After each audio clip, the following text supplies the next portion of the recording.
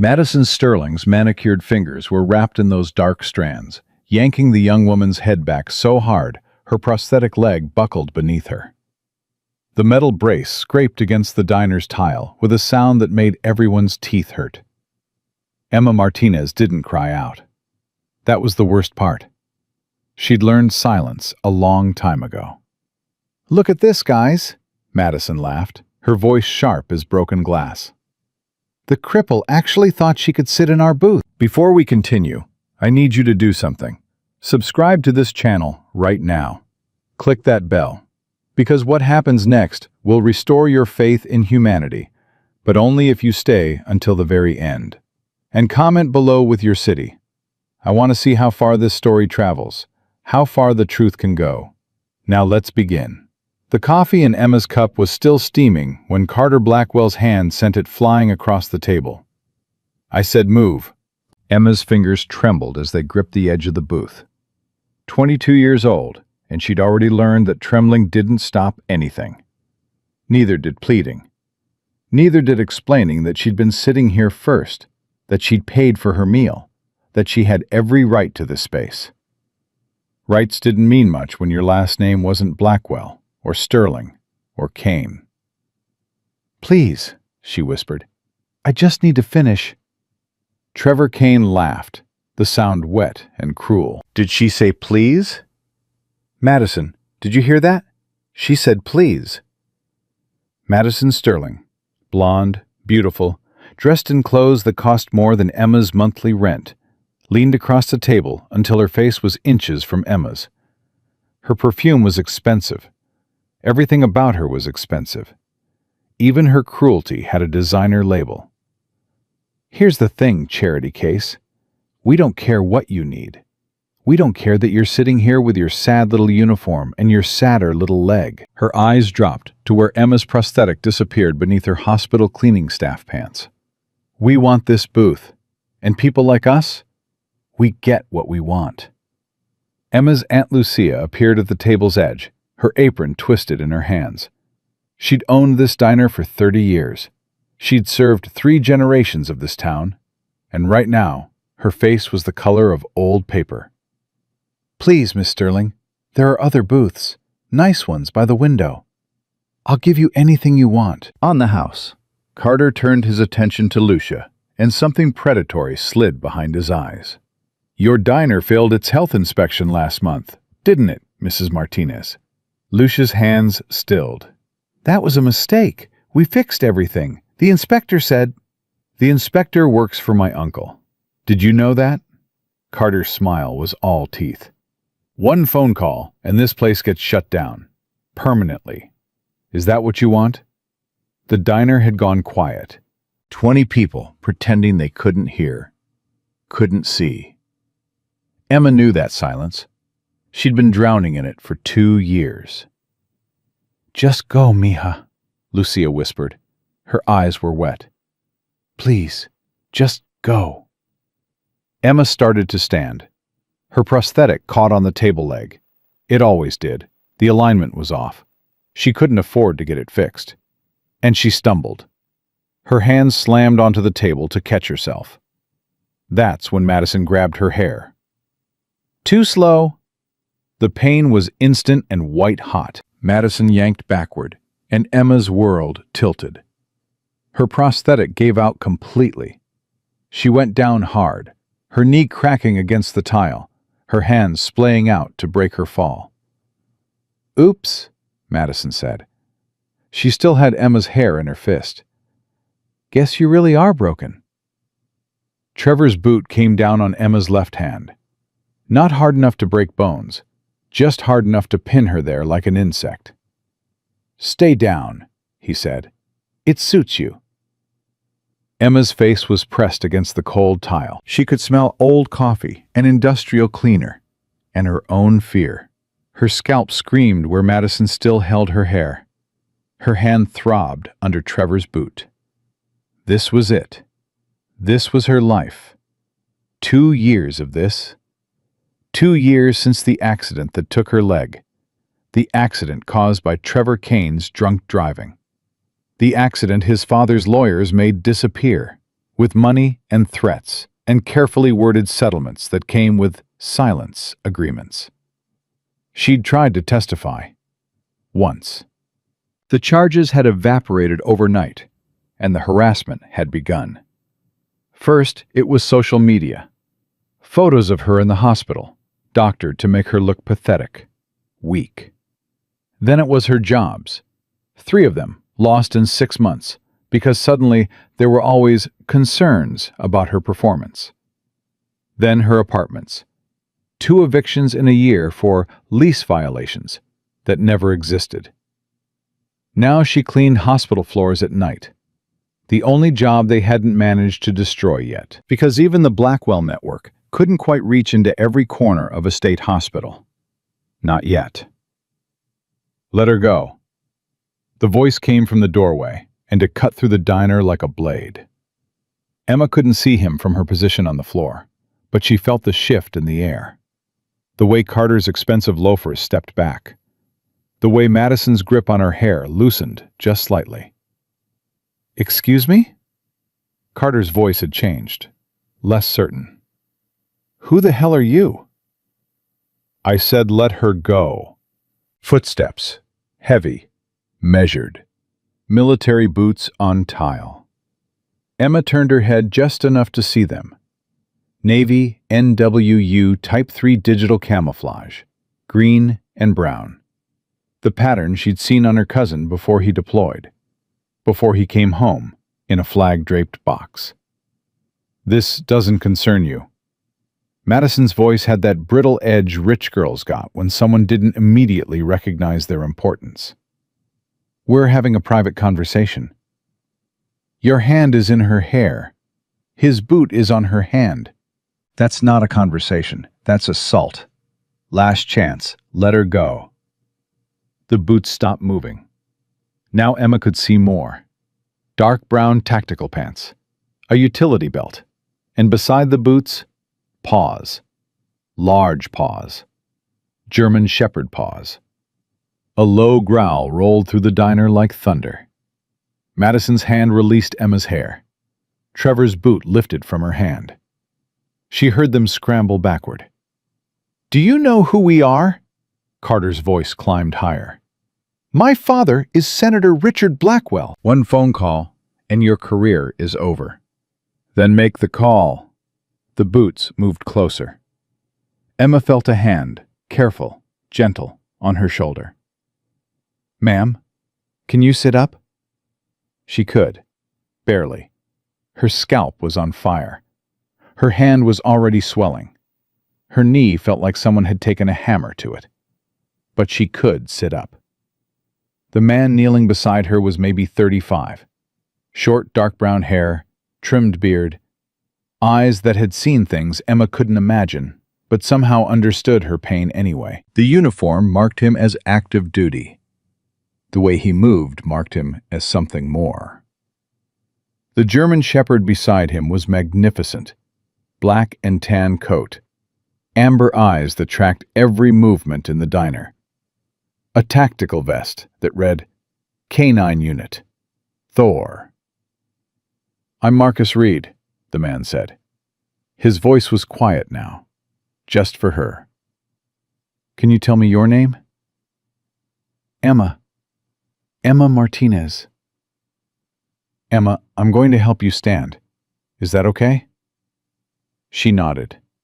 His hand was steady under her arm. He moved slowly, giving her time to adjust her weight, to compensate for her prosthetic. He didn't pull, didn't rush, didn't treat her like she was made of glass, or like she was something broken that needed fixing. He treated her like a person who deserved help. When she was upright, leaning against the booth, he turned to face Carter, Madison, and Trevor. The 3 of them looked different now. Smaller. Carter's designer jacket couldn't hide the way his hands shook. Madison had backed up until she hit the counter. Trevor was staring at Thor like the dog was a loaded weapon, which, Emma realized, he probably was. "You're going to leave now," Marcus said. "Not a question, a fact." "We're not going anywhere." Carter pulled out his phone. I'm calling my father right now. You just assaulted us. That dog threatened us. You're done." Marcus didn't blink. "Make the call." Carter's thumb hesitated over the screen. "Here's what's going to happen," Marcus continued. His voice never rose, never hardened. It didn't need to. "You're going to walk out of this diner. You're going to get in whatever expensive car you drove here. And you're going to leave Miss Martinez alone. Forever." "Or what?" Trevor found his courage somewhere in his father's money. "You'll sick your mud on us?" Thor's growl deepened.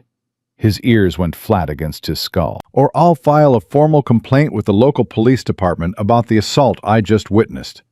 I'll provide testimony. I'll provide my contact information. And we'll let the courts decide what happens to 3 adults who attacked a disabled young woman in a public place." Madison laughed. It sounded like breaking crystal. "The courts? My father is Judge Sterling. The police chief plays golf with Carter's dad every Sunday." "Do you really think anyone cares about her?" She jabbed a finger at Emma. "She's nobody. A cleaning lady. A cripple. She doesn't matter." Something changed in Marcus's eyes. Something cold and final. "She matters to me." The words hung in the air like a verdict. Carter's phone was still in his hand. Emma watched his thumb move toward the screen, watched him start to dial. Then Marcus spoke again. "Before you make that call, I should probably tell you something. My commanding officer? Captain Sarah Warren. She served with Senator Blackwell's older brother. The one who actually served, instead of dodging the draft with a convenient medical deferment. She has some very interesting stories about your family, Carter. About how your grandfather made his money. About the labor violations. The disappeared workers. The sealed court records." Carter's thumb stopped moving. "And Trevor, my buddy from Coronado? He's now an investigator with the California Highway Patrol. He's been looking into an unsolved hit-and-run from 2 years ago. Young woman lost her leg. Driver was drunk. Case went cold because the evidence mysteriously disappeared." Marcus glanced at Emma. "I'm betting if he looked hard enough, he'd find something interesting." Trevor's face had gone white. Marcus turned to Madison. "As for you, Miss Sterling, I don't need anything special. Social media is forever. I've already seen the doctored photos you posted of Emma. The harassment, the cyberbullying. That's evidence.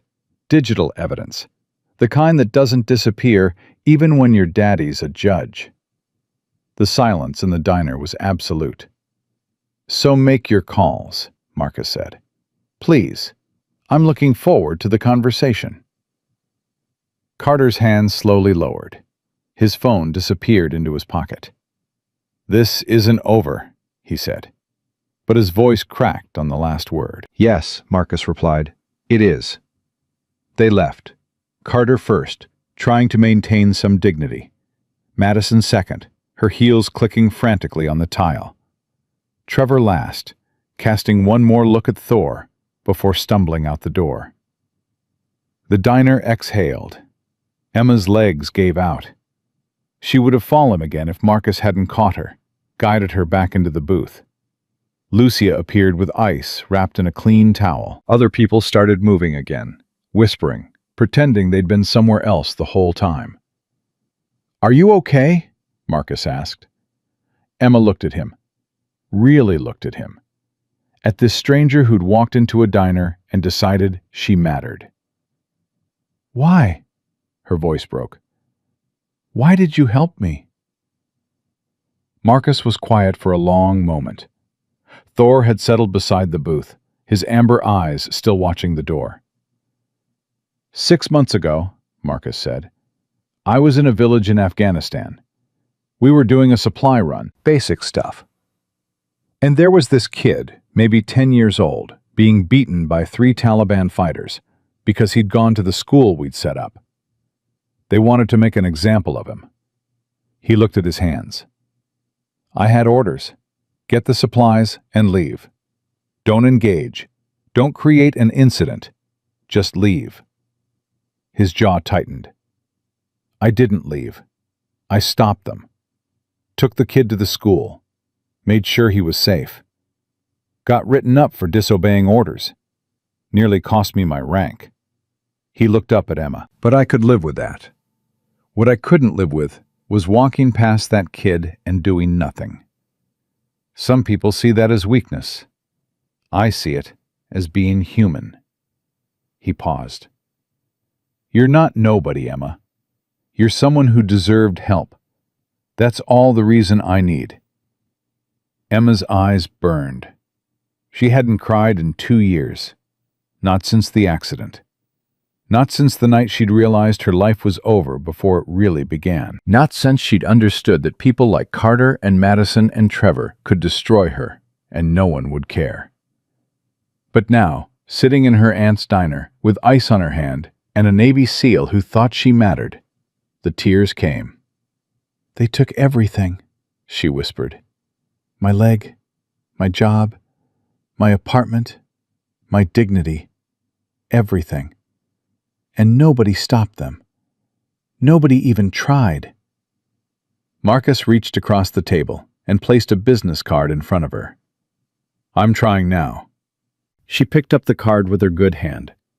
Marcus Reed, Navy SEAL. Below that, a phone number, an email, an address. "I'm on medical leave," he said. "Took some shrapnel in my shoulder 3 months ago. Doctor says I need 6 months to recover. I've been going crazy with nothing to do." He smiled slightly. "How do you feel about helping me stay busy?" "I don't understand." "Those 3?" Marcus gestured toward the door. "They're not going to stop. People like that never do. Not unless someone makes them. So I'm going to make them." He leaned forward. "But I'm going to need your help. I'm going to need you to tell me everything. Every job you lost, every apartment, every threat, every time they made you feel like you didn't matter. I need all of it." Emma's hand tightened on the card. "They'll destroy you. They destroy everyone who tries to help me." "They can try." "You don't understand. Senator Blackwell controls half this state. Judge Sterling has connections everywhere. Developer Kane owns the mayor. They're not just rich. They're connected. They're protected." Marcus's smile didn't waver. "So am I." Lucia appeared with coffee. Her hands were steadier now. "Mija, maybe you should listen to him. Tia, I've watched those monsters hurt you for 2 years. 2 years I've done nothing because I was afraid. Afraid they'd take my diner. Afraid they'd hurt my family." Lucia's voice hardened. "But you are my family, and I'm done being afraid." She looked at Marcus. "What do you need from us?" "Everything you've got. Documentation, witnesses, recordings if you have them. Anything that proves what they've been doing." "I have security footage," Lucia said slowly, "from the diner. Going back 2 years. I never deleted it because—" She trailed off. "Because you knew someday someone would care enough to look?" Marcus finished. Lucia nodded. Emma stared at the card in her hand, at this impossible lifeline, at this stranger who'd decided her life was worth fighting for. "Why should I trust you?" she asked. "Everyone else who tried to help me got crushed. My lawyer dropped my case after 1 meeting with Kane's legal team. The cop who took my initial report about the accident got transferred to Alaska. The hospital administrator who tried to fight my first firing got fired himself. Everyone who touches this gets destroyed." Marcus didn't look away. "I've been shot at by people who wanted to kill me. I've jumped out of airplanes in the dark. I've swum through waters where one mistake means drowning. I've done all of that and worse, because I believe some things are worth the risk." He paused. "You're worth the risk, Emma." Thor made a soft sound, almost like agreement. Emma looked at her aunt, at the man who'd appeared like something out of a story, at the dog who'd threatened 3 bullies with nothing but a growl. She thought about 2 years of silence. 2 years of being pushed and broken and told she didn't matter. She thought about Madison's hand in her hair, Trevor's boot on her hand, Carter's smug smile as he threatened her aunt's livelihood. She thought about every person who'd looked away, every institution that had failed her, every time she'd been told to just accept it, just move on, just be grateful she was still alive. And she thought about Marcus Reed asking her to fight back. "Okay," she said. Her voice was barely a whisper. "Okay, I'll help you." Marcus's face didn't change, but something in his eyes warmed. "Good. We'll start tomorrow. Tonight, you rest. Put ice on that hand. Take some ibuprofen. Get some sleep if you can." "Tomorrow I have work. Night shift at the hospital." "Call in sick." "I can't afford—" "Emma." Marcus's voice was gentle but firm. "What you can't afford is to let this continue. One day.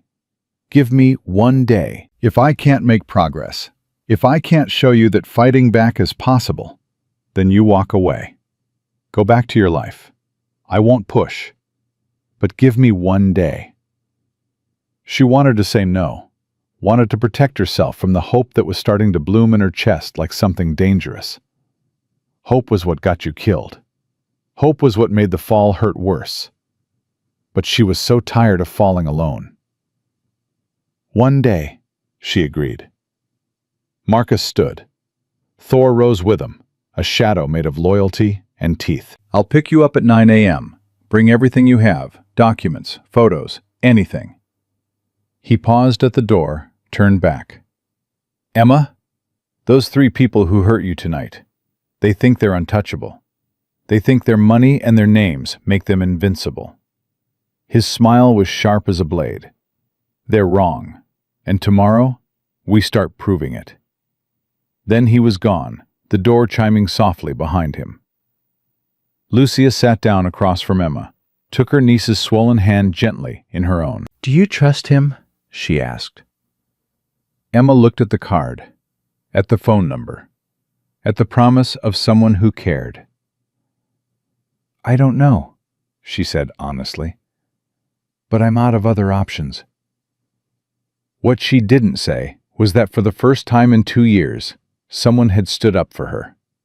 Someone had looked at Carter Blackwell and Madison Sterling and Trevor Kane and told them no. Someone had made her matter. And that was worth one day of hope, even if that hope destroyed her. That night, Emma sat in her tiny studio apartment, the third one in 2 years, the walls thin enough to hear her neighbors fighting, the heat that worked maybe half the time, and spread everything out on her kitchen table. The medical records from the accident, the police report that had disappeared from official databases, but that she'd kept a copy of, just in case. The emails from lawyers who'd taken her case, then dropped it. The termination notices from 3 different jobs, the eviction notices, the screenshots of Madison's social media posts before they'd been taken down. 2 years of her life destroyed, documented in paper and pixels. She'd never put it all together before, never wanted to see the full scope of what they'd done to her. But now, with Marcus Reed's business card sitting beside her laptop, she forced herself to look. The accident report was first. She made herself read it again. October 15th, 2023, 11:47 p.m. Hit and run. Witness statements indicate driver was male, early 20s, driving a silver BMW M5. Victim, Emma Martinez, suffered severe trauma to left leg, resulting in below-knee amputation. Driver fled the scene. Witnesses reported smell of alcohol and erratic driving prior to impact. Below that, in handwritten notes from Officer David Chen, witness Sarah Thompson provided license plate number, ran plates, vehicle registered to Trevor Kane, son of developer Martin Kane, contacted Kane residence for statement. And then, nothing. The next report, filed 3 days later, was from a different officer. No witnesses came forward. Investigation ongoing. No suspects at this time. Officer Chen had been transferred to Anchorage, Alaska 2 weeks later. Sarah Thompson, the witness, had moved out of state within a month. The case went cold. Emma had spent 6 months in the hospital. Lost her leg. Lost her scholarship to nursing school. Lost everything. And Trevor Kane had walked away. She pulled up her laptop and started searching. Not for evidence, she had that. She searched for Marcus Reed, Navy SEAL, decorated, 2 tours in Afghanistan, 1 in Iraq. Part of a K-9 unit that had saved 17 soldiers during an ambush. Silver Star, Purple Heart. The articles called him a hero. The photos showed a younger version of the man she'd met tonight. Same serious eyes, same quiet intensity. In one photo, he stood with Thor, younger then, maybe 3 or 4 years old, after receiving a commendation for rescuing a unit pinned down by enemy fire. The article said Marcus had run through open ground under fire with Thor to provide covering positions for an evacuation. Said he'd been shot twice and kept fighting until every soldier was safe. Said he never considered not going. Emma closed the laptop. Heroes existed in war zones and newspaper articles. They didn't walk into diners and care about cleaning ladies with prosthetic legs. Except one had. Her phone buzzed. Unknown number. "This is Marcus, just checking that you got home safe. See you at 9 a.m. M.R." She stared at the message for a long moment, then typed back, "Home safe. Thank you for tonight." The response came immediately. "You don't need to thank me. See you tomorrow." Emma set down her phone and looked at the evidence spread across her table. 2 years of systematic destruction. 2 years of being told she didn't matter. Tomorrow, she was going to fight back. Tomorrow, she was going to matter. She just hoped Marcus Reed knew what he was getting into. Because the Blackwell Network had crushed everyone else who'd tried to help her. And she couldn't bear to watch them crush him, too. At 9 a.m. exactly, a knock sounded on Emma's door. She'd been ready since 7, unable to sleep, running through every possible way this could go wrong. She'd packed everything into a canvas bag. Documents, flash drives with saved emails, printouts of social media harassment. Everything. She opened the door. Marcus stood there in civilian clothes, jeans, a plain gray t-shirt, a jacket that probably hid more than it showed. Thor sat beside him, calm and alert. "Ready?" Marcus asked. Emma shouldered her bag. "Where are we going?" "Somewhere we can talk without being overheard. Somewhere safe." He glanced down the hallway. "Is there another exit from this building?" "Why?" "Because there's a silver BMW parked across the street. Same model that hit you 2 years ago. Been sitting there for 20 minutes with 2 people inside watching your door." Emma's blood went cold. "Trevor." "Probably. Which means they know I helped you last night. Which means they're watching to see what we do next." Marcus's expression didn't change. "So we're going to give them something to watch." He led her down the back stairs, through the building's service entrance, into an alley where a dark blue pickup truck waited. Thor jumped into the back seat. Emma climbed into the passenger side. Marcus drove calmly, professionally, checking his mirrors. "They're following us," he said after 3 blocks. Emma twisted to look. The silver BMW was 2 cars back. "What do we do?" Marcus smiled slightly. "We let them follow, for now." He drove for 20 minutes, heading out of town toward the coast. The BMW stayed with them. Emma's hands twisted in her lap. "They're going to run us off the road. They're going to—" "Emma?" Marcus's voice was steady. "Look at me." She did. I've driven through Kandahar with insurgents shooting at me. I've navigated mountain roads in the dark with no lights and hostiles on every side. I've done convoy security through some of the most dangerous territory on Earth. He glanced in the rearview mirror. 2 rich kids in a BMW don't scare me, okay? She nodded, tried to breathe. 10 minutes later, Marcus pulled into a parking lot. Not just any parking lot. The California Highway Patrol Station. The BMW slowed, hesitated, then drove past. Marcus parked and turned off the engine. Like I said, they don't scare me. Inside the station, a man in a CHP uniform looked up from his desk and broke into a grin. "Marcus Reed, you son of a bitch." "Jake," Marcus shook his hand. "Thanks for making time." "For you? Always." Jake's eyes moved to Emma. "This her?" "Emma Martinez, meet Jake Foster. We went through BUD/S together. He's the investigator I mentioned last night." Jake's expression sobered. "Miss Martinez, I've been looking into your case, unofficially, because officially it's closed. But between you and me, it stinks." He pulled out a file. Emma recognized it, her accident report. But this version was thicker, had more pages. The original investigating officer, David Chen, he kept his own notes. Copies of everything before it disappeared. He sent them to me before he got transferred. Jake spread the papers across his desk.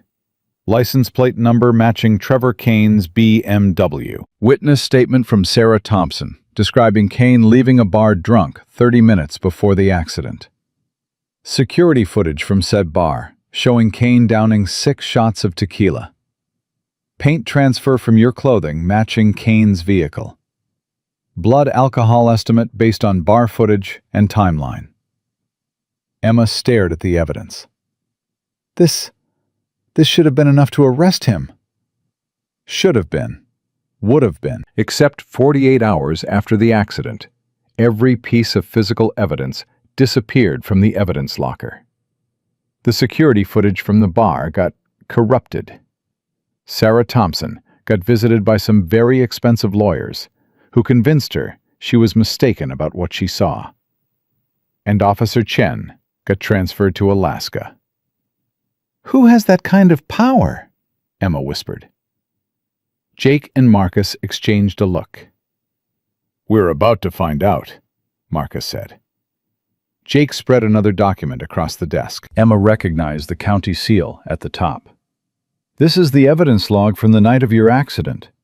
Everything that was collected.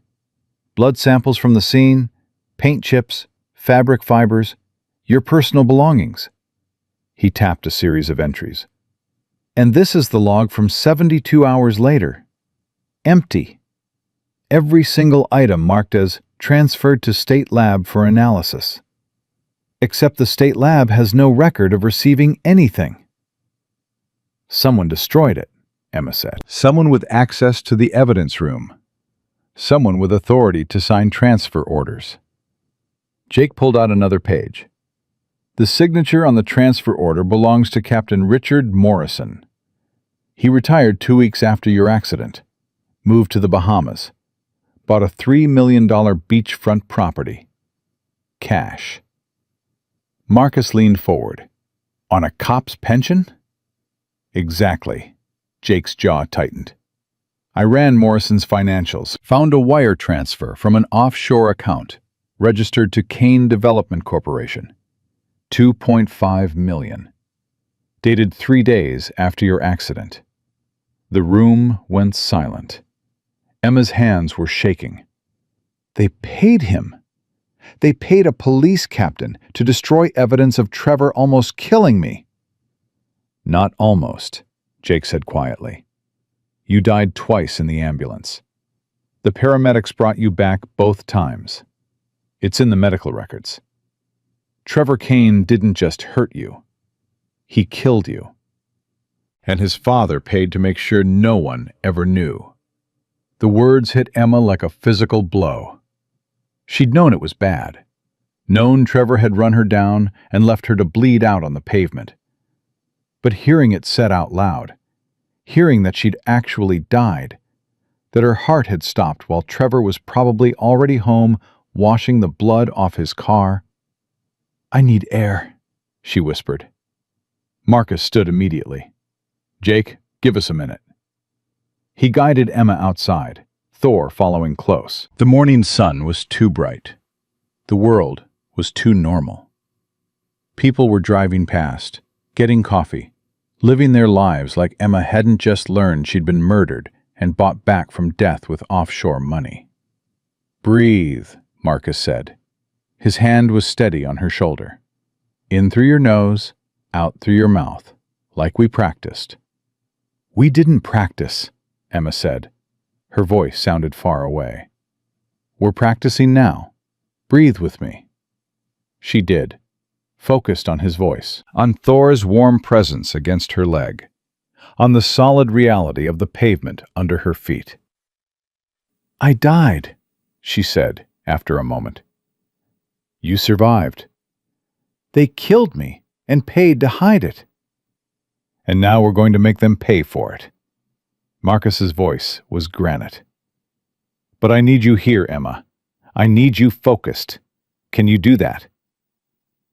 She looked at him, at this man who'd known her for less than 24 hours, and was already fighting harder for her than anyone ever had. "Why are you doing this?" she asked. "Really?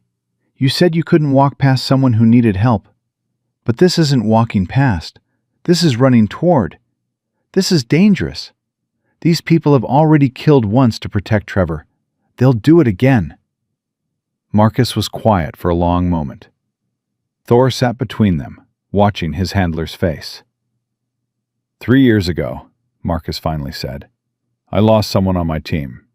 Young kid, 22 years old, fresh out of training, eager, good." He saw an IED, and he called it out, and while we were evacuating, a second device went off. Killed him instantly. His jaw worked. Turned out the local contractor who placed those IEDs was being protected by a corrupt Afghan official we'd been working with. This official was taking bribes, looking the other way, letting people die because it was profitable. Marcus's eyes were distant. "We reported it up the chain. Nothing happened. Too politically sensitive. Too complicated. So this kid died, and the people responsible walked away." He looked at Emma. "I swore after that. No more looking away. No more too complicated. If I see someone being crushed by people who think they're untouchable, I don't care how powerful they are. I stop them." His voice dropped. "You died on that pavement, Emma. Your heart stopped. And Trevor Kane went home and slept in his comfortable bed while his father made it disappear. That ends now." Emma felt something shift in her chest, something that felt like armor sliding into place. "Okay," she said. "What do we do?" They went back inside. Jake had more documents waiting. "Morrison's not the only one on Kane's payroll. I found 3 other officers who received payments in the last 2 years. All of them worked cases involving the Blackwell, Sterling, Kane kids. All of them closed those cases with no charges filed." He pulled out a list. Emma recognized some of the names. Girls from her high school, a guy she'd known from her community college. All of them had complained about harassment. All of them had been ignored. "There are 17 other victims," Jake said. 17 people who tried to report abuse from these 3 and got nowhere. Some were assaulted. Some were sexually harassed. Some were threatened. All of them were silenced. "Why didn't they go to the media?" Emma asked. "Why didn't they make noise?" Jake's expression darkened. "Because 6 of them tried. 3 had stories killed by editors who suddenly discovered credibility issues. 2 got sued for defamation by lawyers who buried them in legal fees. 1 got her family's business audited by the IRS until they were bankrupted." Marcus leaned against the desk. "This isn't just 3 rich kids being cruel. This is a system, an infrastructure built to protect them. Built by their parents, Jake confirmed. Senator Blackwell, Judge Sterling, and developer Kane. They've spent 20 years creating a network of people who owe them favors. Judges, cops, reporters, business owners. Anyone who could expose their kids gets crushed. Emma felt sick. How do we fight that? They own everything. Not everything. Marcus pulled out his phone, made a call. Captain Warren, it's Reed. I need a favor. Big one. He stepped away, speaking quietly. Emma looked at Jake. Does he always do this? She asked. Walk into impossible situations and decide to fix them? Jake smiled slightly. In BUD/S, there was an exercise. We had to swim 5 miles in open ocean. Cold water, full gear. Most people barely made it. Marcus did his 5 miles, then swam back to help 3 guys who were struggling. Nearly drowned himself bringing them in. He leaned back in his chair. The instructors told him he was stupid, that he'd risked his life for people who needed to learn to save themselves. You know what he said? He said if someone's drowning and you can help, you help. Everything else is just noise. Marcus came back, his expression satisfied. Captain Warren is making some calls. She knows people at the FBI, people who don't owe favors to state senators. The FBI? Emma's stomach dropped.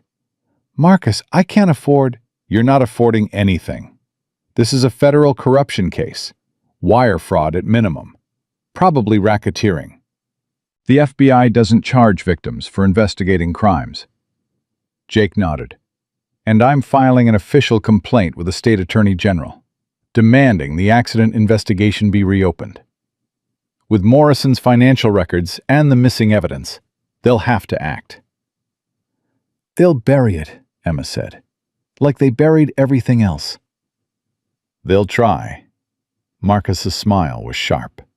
But here's the thing about burying evidence in the digital age. It's really hard to make things disappear when multiple copies exist in multiple jurisdictions. Jake has copies. I have copies. Captain Warren has copies. And by end of business today, the FBI will have copies. Emma's phone buzzed. Unknown number. She almost didn't answer, but something made her look. The text made her blood freeze.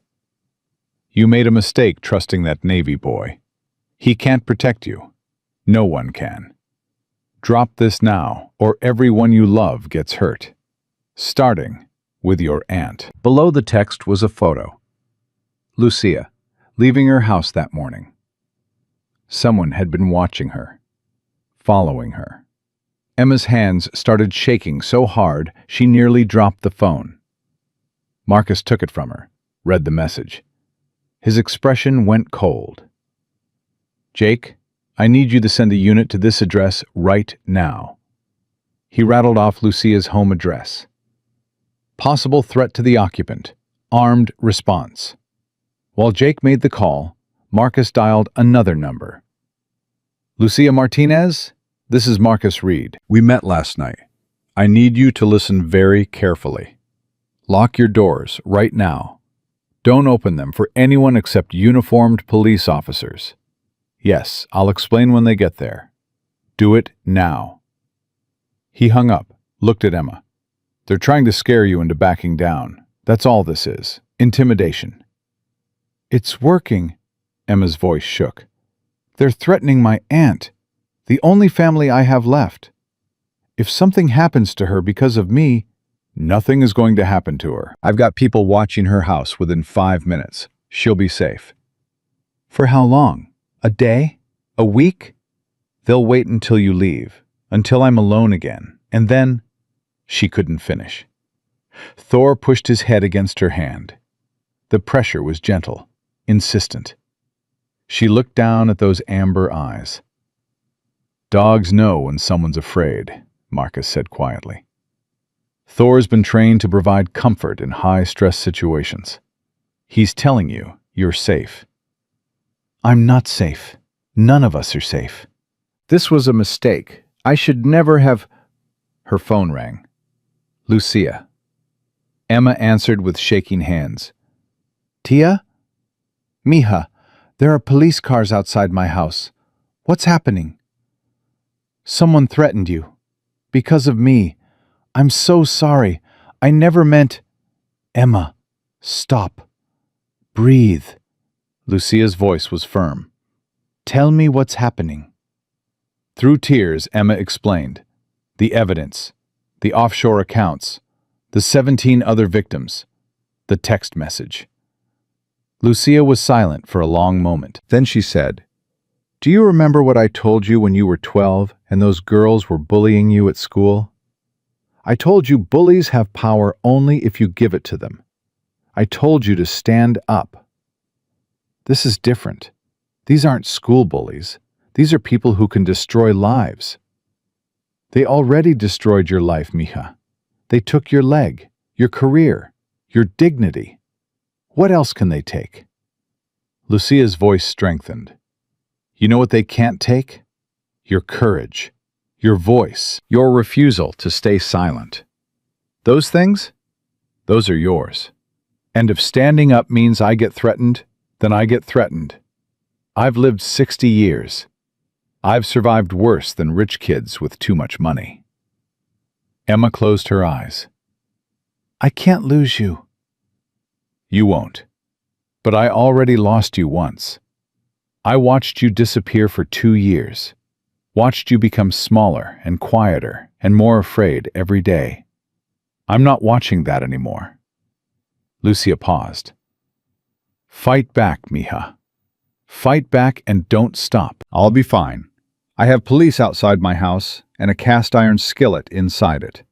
Anyone tries to hurt me will regret it. Despite everything, Emma almost smiled. After she hung up, Marcus said, Your aunt's tougher than she looks. She raised 3 kids alone after my uncle died. Kept her business running through 2 recessions. Tough doesn't cover it.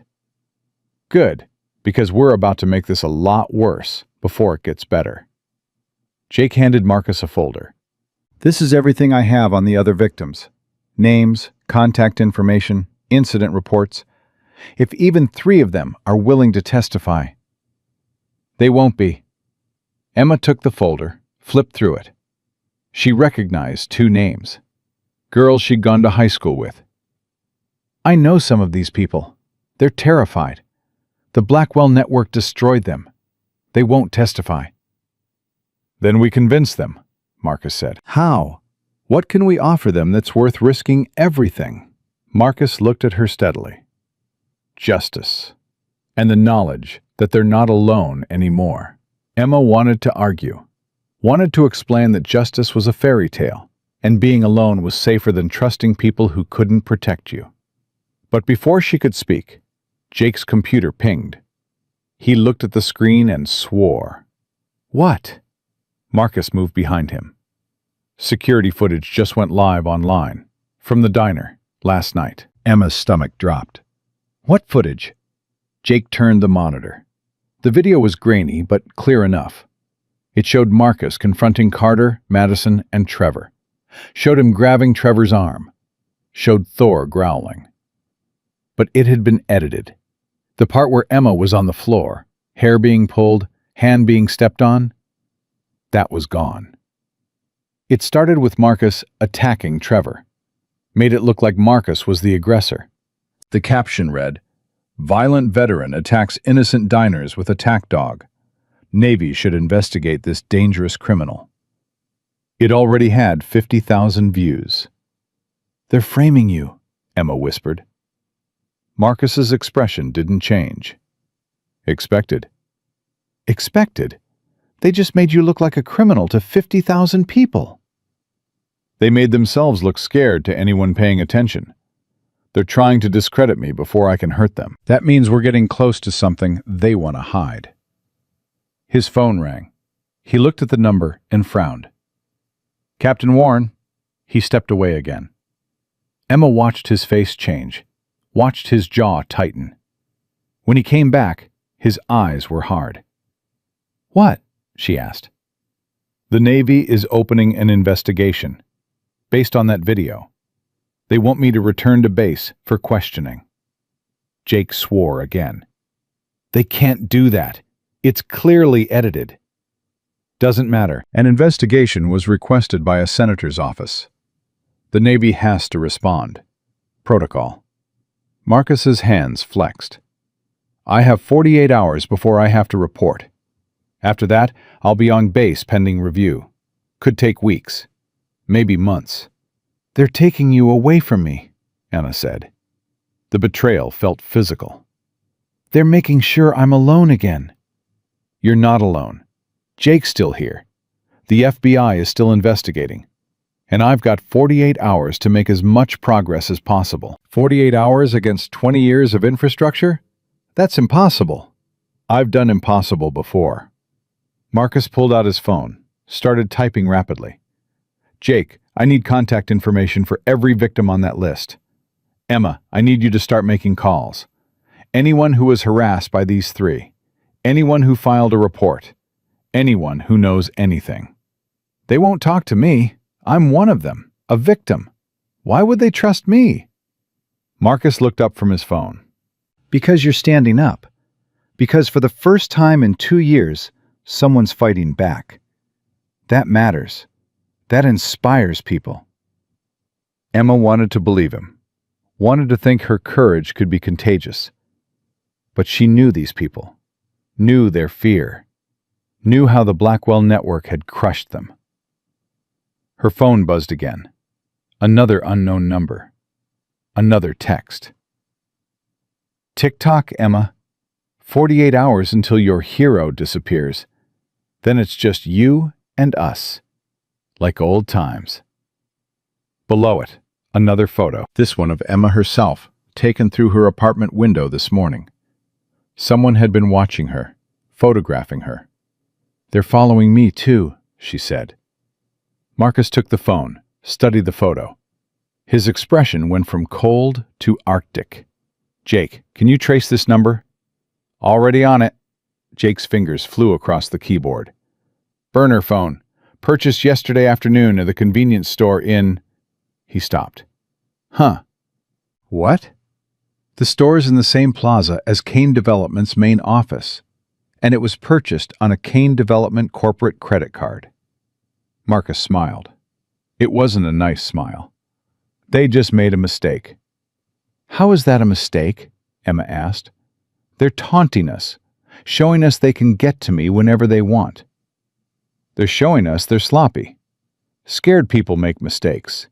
Using a corporate card to buy a burner phone? That's traceable. That's evidence. He handed the phone back. Forward that message to Jake and to me. We're building a harassment case. Every threat, every text, every photo. It all goes in the file. Emma's hands wouldn't stop shaking. She forwarded the messages, then set the phone down before she dropped it. I can't do this, she whispered. I'm not strong enough. I'm not brave like you. I'm just a cleaning lady with a prosthetic leg who can barely afford rent. I'm nobody. Marcus crouched down until he was at eye level with her. You know what you are, Emma? You're a woman who died twice and came back fighting. You're someone who survived 2 years of systematic torture and didn't break. You're a person who works 3 jobs to pay medical bills and still shows up every day. His voice was fierce. You're not nobody. You're exactly the kind of person who changes the world. Because you've got nothing left to lose and everything to fight for. I have my aunt. I could lose her. Your aunt just told you to fight. Honor that. Honor her courage by finding your own. Emma looked at Thor. The dog was watching her with those steady amber eyes. Like he believed in her. Like he knew she could do this. Okay, she said. Her voice was barely audible. Okay. What's first? Marcus pulled out the victim list. First, we call Sarah Thompson, the witness from your accident who disappeared. Jake found her in Oregon. She's a teacher now, married, 2 kids. Safe from the Blackwell network. Maybe safe enough to finally tell the truth. He handed Emma his phone, with a number already dialed. You're the one who calls her. Not me, not Jake. You. Victim to victim. Survivor to survivor. You tell her what we're doing. You tell her she has a chance to make this right. And you ask her to help. Emma took the phone. It rang 3 times. A woman answered. Hello? Sarah Thompson? My name is Emma Martinez. 2 years ago, you witnessed the accident that took my leg. You told the police it was Trevor Kane driving drunk. Then you disappeared. Emma's voice steadied as she spoke. I'm calling because I'm fighting back, and I need your help. There was a long silence. Then Sarah Thompson started to cry. I've been waiting 2 years for this call, she said. Sarah Thompson's voice broke over the phone. They told me you'd never call. They told me you'd given up, that you'd taken their settlement and disappeared.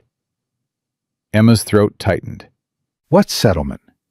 The one Kane's lawyers offered you. $200,000 to sign an NDA and never speak about the accident again. They said you took it. They said you were done fighting. I never got offered any settlement. I never signed anything. Sarah went quiet. When she spoke again, her voice was different, harder. Those bastards lied to me. For 2 years, I thought you'd moved on. I thought I was the only one still carrying this. You're not alone anymore, Emma said. I'm building a case, with evidence, with witnesses. I need you to tell me everything you saw that night, everything you told the police before they made you disappear. If I do this, they'll come after me again. My husband, my kids. They'll destroy us. Marcus leaned close to the phone. Mrs. Thompson, this is Marcus Reed. I'm a Navy SEAL working with Emma. I give you my word. Your family will be protected. I have contacts at the FBI. They're already investigating the corruption network. Your testimony would be protected under federal witness protocols. A Navy SEAL? Sarah's voice shifted with something like hope. You're serious? The FBI is actually investigating? As of 2 hours ago, yes. They're looking into wire fraud, evidence tampering, and racketeering. Your testimony about what you saw and how you were silenced would be crucial. Sarah was quiet for so long, Emma thought she'd hung up. Then she said, I saw Trevor Kane stumble out of O'Malley's bar at 11:30 that night. He could barely walk. His friends poured him into his BMW, silver M5, license plate 7SAM439. I memorized it because I knew he was going to kill someone. Emma closed her eyes, listening. 15 minutes later, I was at the intersection of Harbor and 5th. I saw him run the red light. Saw him hit you. I heard the impact. I saw your body fly across the pavement. I saw him stop for maybe 3 seconds, then speed away. Sarah's voice cracked. I saw you lying there. So much blood. I called 911. I stayed until the ambulance came. I told the police everything. What happened after that? Officer Chen took my statement. He was good, professional. He told me they'd need me to testify. I said I would. Then 2 days later, these lawyers showed up at my house. Expensive suits. Dead eyes. They said I was mistaken. That I couldn't have seen what I thought I saw. That Trevor Kane was out of town that night, and they had proof. Emma gripped the phone tighter. But you knew what you saw. I knew. So they changed tactics. Showed me photos of my daughter leaving school. My husband leaving work. They never said the words, never made an explicit threat. They just showed me those photos and said it would be a shame if something happened to people I loved because I insisted on remembering things incorrectly. Marcus's jaw tightened. Did you report the threats?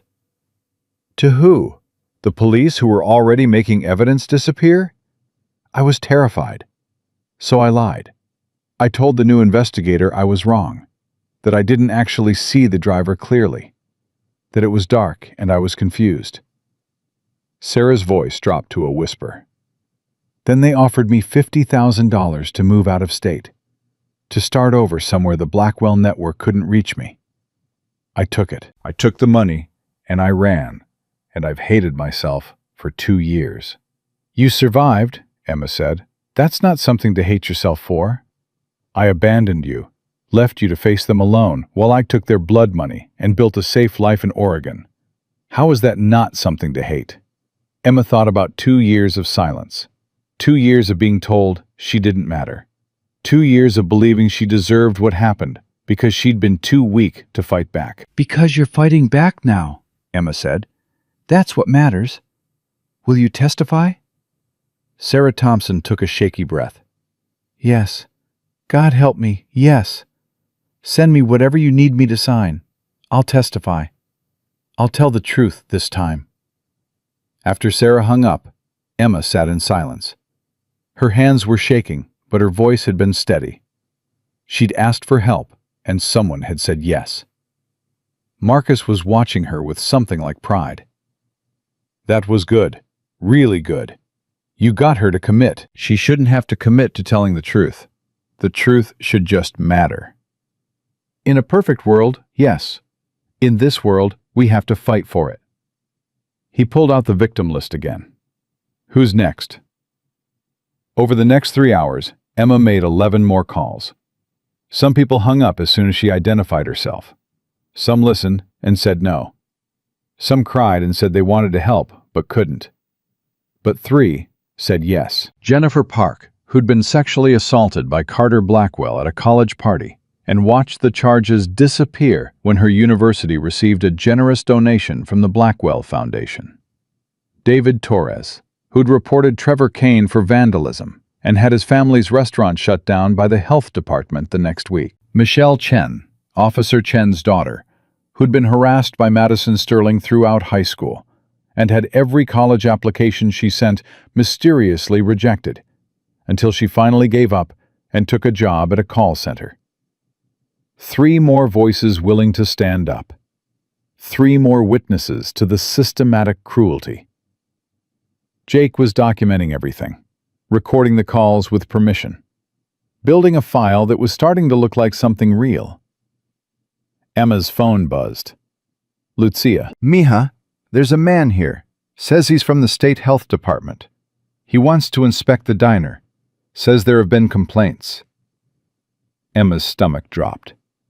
Don't let him in. Call a lawyer first. I don't have a lawyer. I can't afford. Marcus took the phone. Mrs. Martinez, this is Marcus. Do not let that inspector inside without a warrant. Tell him you have legal representation and all communications need to go through your attorney. I'm sending someone to you right now. He hung up and made another call. Captain Warren, I need another favor. Know any lawyers who work pro bono for harassment cases? While he talked, Jake pulled up the state health department database. There's no inspection scheduled for that diner. No complaints on file. This is harassment disguised as official business. Emma felt the familiar weight of helplessness settling over her. They're going after my aunt again, punishing her for helping me. They're panicking, Marcus corrected. We've got 3 witnesses in 3 hours. They're trying to slow us down, distract us. It means we're winning. It doesn't feel like winning. It feels like everyone I love is being targeted. Thor pushed against her leg again. She buried her fingers in his fur, trying to ground herself. Marcus finished his call. Captain Warren knows a civilian lawyer, former JAG officer. He's calling your aunt now. He'll handle the inspector. How much will that cost? Nothing. He owes Captain Warren a favor, and he hates corrupt officials. Emma wanted to ask how many favors Marcus had, how deep his network ran, how long he could sustain this before he ran out of people who owed him. But before she could speak, the door to the CHP station opened. A woman walked in, mid-30s, professional clothes, nervous eyes. She looked around the station like she was expecting to be arrested. I'm looking for Emma Martinez, she said. Emma stood slowly. I'm Emma. The woman's eyes filled with tears. My name is Allison Parker. I'm number 4 on the victim list. I didn't wait for you to call. I came myself. Jake pulled up the list. Allison Parker. Assaulted by Trevor Kane 3 years ago. Reported it. Had her career as a social worker destroyed when Kane's lawyers convinced her employer she was mentally unstable. How did you know we were here? Marcus asked. I didn't. I went to Emma's apartment, saw the BMW watching it, realized something was happening. So I followed them when they followed you here. Allison's hands twisted together. I've been too scared to do anything for 3 years. But this morning I woke up and I couldn't be scared anymore. I just couldn't. So I came. Emma crossed the room and took Allison's hands. They were cold and shaking. You're not alone, Emma said. Not anymore. Allison broke down sobbing. Emma held her. 2 survivors holding each other up in a police station, while Marcus and Jake documented everything, and Thor kept watch. And somewhere across town, the Blackwell network was learning that silence could be broken. By 4 p.m., they had 7 witnesses.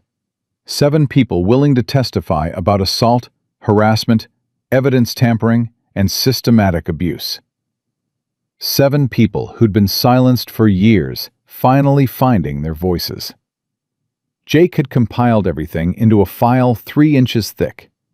Testimony, financial records, witness statements, photos, video evidence. This is enough for a grand jury, he said. More than enough. The FBI can't ignore this. Marcus checked his watch. 36 hours left before I have to report to base. We need to move faster. Faster how? Emma asked. We have witnesses. We have evidence. What else is there? Marcus looked at her seriously. We need the parents. Senator Blackwell, Judge Sterling, developer Kane. They're the ones who built this system. Their kids are just symptoms. We need to prove the parents are actively involved in the corruption. How do we do that? We get them on record. We get them to threaten us. We get them to offer bribes or make deals or do anything that proves they're protecting their children through illegal means. Jake leaned back in his chair. That's dangerous. These aren't small-time criminals. These are powerful people with resources. If they feel cornered, they won't just threaten. They'll act. Let them act. Let them make more mistakes. Every move they make now is evidence. Marcus pulled out his phone. I'm going to call Senator Blackwell's office, request a meeting. Tell him I have information about his son that needs to be discussed privately. He'll never meet with you. He will if he thinks I'm offering to sell him the evidence. If he thinks I can be bought. Emma's blood went cold. You're going to pretend to be corrupt? Pretend you'll take a bribe? I'm going to give him enough rope to hang himself. But I need you to trust me. Can you do that? Emma looked at this man who'd appeared in her life less than 2 days ago and had already changed everything. This stranger who decided she mattered. This SEAL who was risking his career, his reputation, his safety for someone he barely knew. Yes, she said. I trust you. Marcus made the call, put it on speaker. A receptionist answered, professional, cold. Senator Blackwell's office? I need to speak with the senator. It's regarding his son Carter and some evidence that's come into my possession. The senator doesn't take unsolicited calls. If you have information relevant to, tell him it's about the diner incident last night. Tell him I'm the Navy SEAL who interfered. Tell him I have security footage that hasn't been edited. And tell him I'm willing to discuss terms. There was a pause. Hold, please. 2 minutes of hold music. Then a man's voice, deep, authoritative, used to being obeyed. This is Richard Blackwell. To whom am I speaking? Marcus Reed, Petty Officer First Class. Maybe SEAL Team 7. Ah, the man who assaulted my son last night. I'm currently reviewing security footage that shows... I have the original footage, Senator. Unedited. Shows your son and his friends attacking a disabled young woman. Shows them threatening witnesses. Shows everything. Marcus paused. I thought you might want to see it before I decide what to do with it. The silence stretched. Emma could hear Blackwell breathing. What exactly are you proposing, Petty Officer Reed? A meeting. You and me. Private. I show you what I have. You make me an offer. We see if we can reach an understanding. You're trying to extort a United States Senator. I'm trying to resolve a situation before it becomes a media circus. Your son made a mistake. Mistakes can be expensive. I'm just trying to figure out how expensive this one needs to be. Another pause. Emma could almost hear Blackwell's mind working, calculating, deciding if Marcus was legitimate or a trap. How much are we discussing? Marcus smiled coldly. Enough to make me forget what I saw. Enough to make the footage disappear. Enough to compensate me for the career damage I'm about to suffer from that edited video your son posted. He paused. I'm thinking 6 figures. Low 6 figures. I'm not greedy. Blackwell laughed. It was a terrible sound. You want money to protect my son from the consequences of defending himself against a violent veteran with an attack dog? I want money to protect your son from video evidence of him assaulting a disabled woman. But if you'd rather I send this footage to every news station in the state, we can do that instead. The laughter stopped. Where and when? Blackwell asked. Marina Park. Tonight. 7 p.m. Come alone. Bring cash or a cashier's check. I'll bring the footage. We make the exchange. Everyone walks away happy. If you're recording this call, I'm not stupid, Senator. I know how this works. No recordings, no witnesses. Just you, me, and the business transaction. Marcus paused. Unless you'd rather I take this to the authorities? I'm sure they'd love to investigate the son of a senator for assault and battery. Blackwell's voice went hard. 7 p.m., Marina Park. Come alone, Petty Officer. If I see police, if I see FBI, if I see anyone but you, this conversation never happened, and you'll find yourself facing charges for extortion. Understood. See you at 7. Marcus hung up. Emma stared at him. Are you insane? You just threatened the United States Senator. He's going to show up with lawyers and security and... He's going to show up with cash and desperation, because I offered him what he's been buying for 20 years. Silence. Marcus looked at Jake. How fast can we get surveillance equipment? Body camera, audio recorder, something that'll hold up in court. Jake was already typing. I can have it here in 2 hours, but Marcus, if Blackwell realizes you're recording, he won't. He thinks I'm just another person he can buy. Another cog in his corruption machine. He's spent 2 decades making problems disappear with money. He thinks I'm just another problem. What if he doesn't bring money? Emma asked. What if he brings something worse? Then Thor and I will handle it. We've handled worse. Emma wanted to argue, wanted to tell him this was too dangerous. But she looked at the witness statements on Jake's desk. At Allison Parker, still sitting quietly in the corner, finally brave enough to stand up. At the evidence that was building into something real. I'm coming with you, she said. Absolutely not. You just said we need evidence. I'm evidence. I'm the victim. If Blackwell says anything about me, anything about buying my silence or covering up what his son did, that's recorded too. That's more ammunition. Marcus shook his head. Too dangerous. If something goes wrong, then you protect me. That's what you do, right? Protect people? Emma stood straighter. I'm done hiding. Done letting other people fight my battles. If you're walking into danger for me, I'm walking in with you. Thor made a soft sound. Marcus looked at his dog. Don't take her side. he muttered. I'm taking her side, Jake said. She's right. The more we have on record, the better.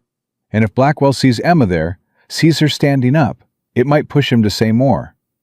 Powerful people get sloppy when they're angry. Marcus looked at Emma for a long moment. You understand what you're agreeing to?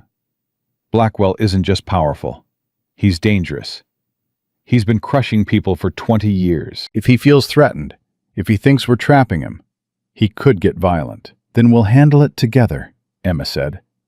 She expected him to argue more, expected him to list all the reasons she should stay safe and hidden. Instead, he nodded once. Okay, but you wear a wire too. Double redundancy. And at the first sign of trouble, you get to safety. No arguments. No arguments, Emma agreed. Jake's computer pinged. He looked at the screen, and his expression changed. We've got a problem. The FBI just called. They're pulling back the investigation. Emma's world tilted. What? Why? Political pressure. Someone above the field agents shut it down. Said there wasn't enough evidence to justify federal resources on a state matter. Marcus moved to look at the screen. Who shut it down? Deputy Director Patterson. He's based in D.C., reports directly to the FBI director. Jake pulled up Patterson's file. And look at this. He served on Senator Blackwell's campaign committee in 2018. They're friends. Of course they are, Emma whispered. Of course Blackwell has friends at the FBI. He has friends everywhere. The hope that had been building all day crumbled. 7 witnesses didn't matter. Evidence didn't matter. The FBI wasn't coming to save them. No one was. Marcus's phone rang. Captain Warren. He answered on speaker. Tell me you have good news. I have terrible news. The Navy's investigation into you just got accelerated. You're being ordered to report to base immediately. Not in 48 hours. Now. If you don't comply, you'll be listed as AWOL. Let me guess. Senator Blackwell made some calls? Multiple calls, to multiple commanders. You've been flagged as a potential threat. They're treating this seriously, Marcus. If you don't report, your career is over. Emma felt the last piece of her hope die. They were taking Marcus away. Taking away the only person who'd been willing to fight. Marcus looked at his watch. Captain, I need 6 hours. That's all. 6 hours to finish what I started. Then I'll report. 6 hours of being AWOL is 6 hours too many. They'll court-martial you. Then they court-martial me. But I finish this first. Marcus, 6 hours, Captain. Tell them I'm in transit. Tell them whatever you need to tell them. But I'm not leaving Emma alone with these people. Not now. Not when we're this close. Emma grabbed his arm. Don't do this. Don't throw away your career for me. I'm not worth it. He looked at her with absolute certainty. Yes, you are. He hung up on Captain Warren, turned to Jake. We're out of time and out of options. The FBI won't help. The Navy's calling me back. We've got one chance to make this stick. He checked his watch again. 5 hours until I meet Blackwell.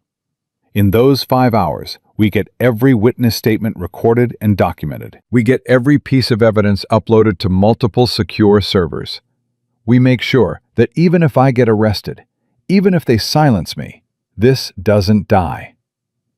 Jake stood. I'll start uploading everything to encrypted cloud storage, multiple backups, different jurisdictions. Good.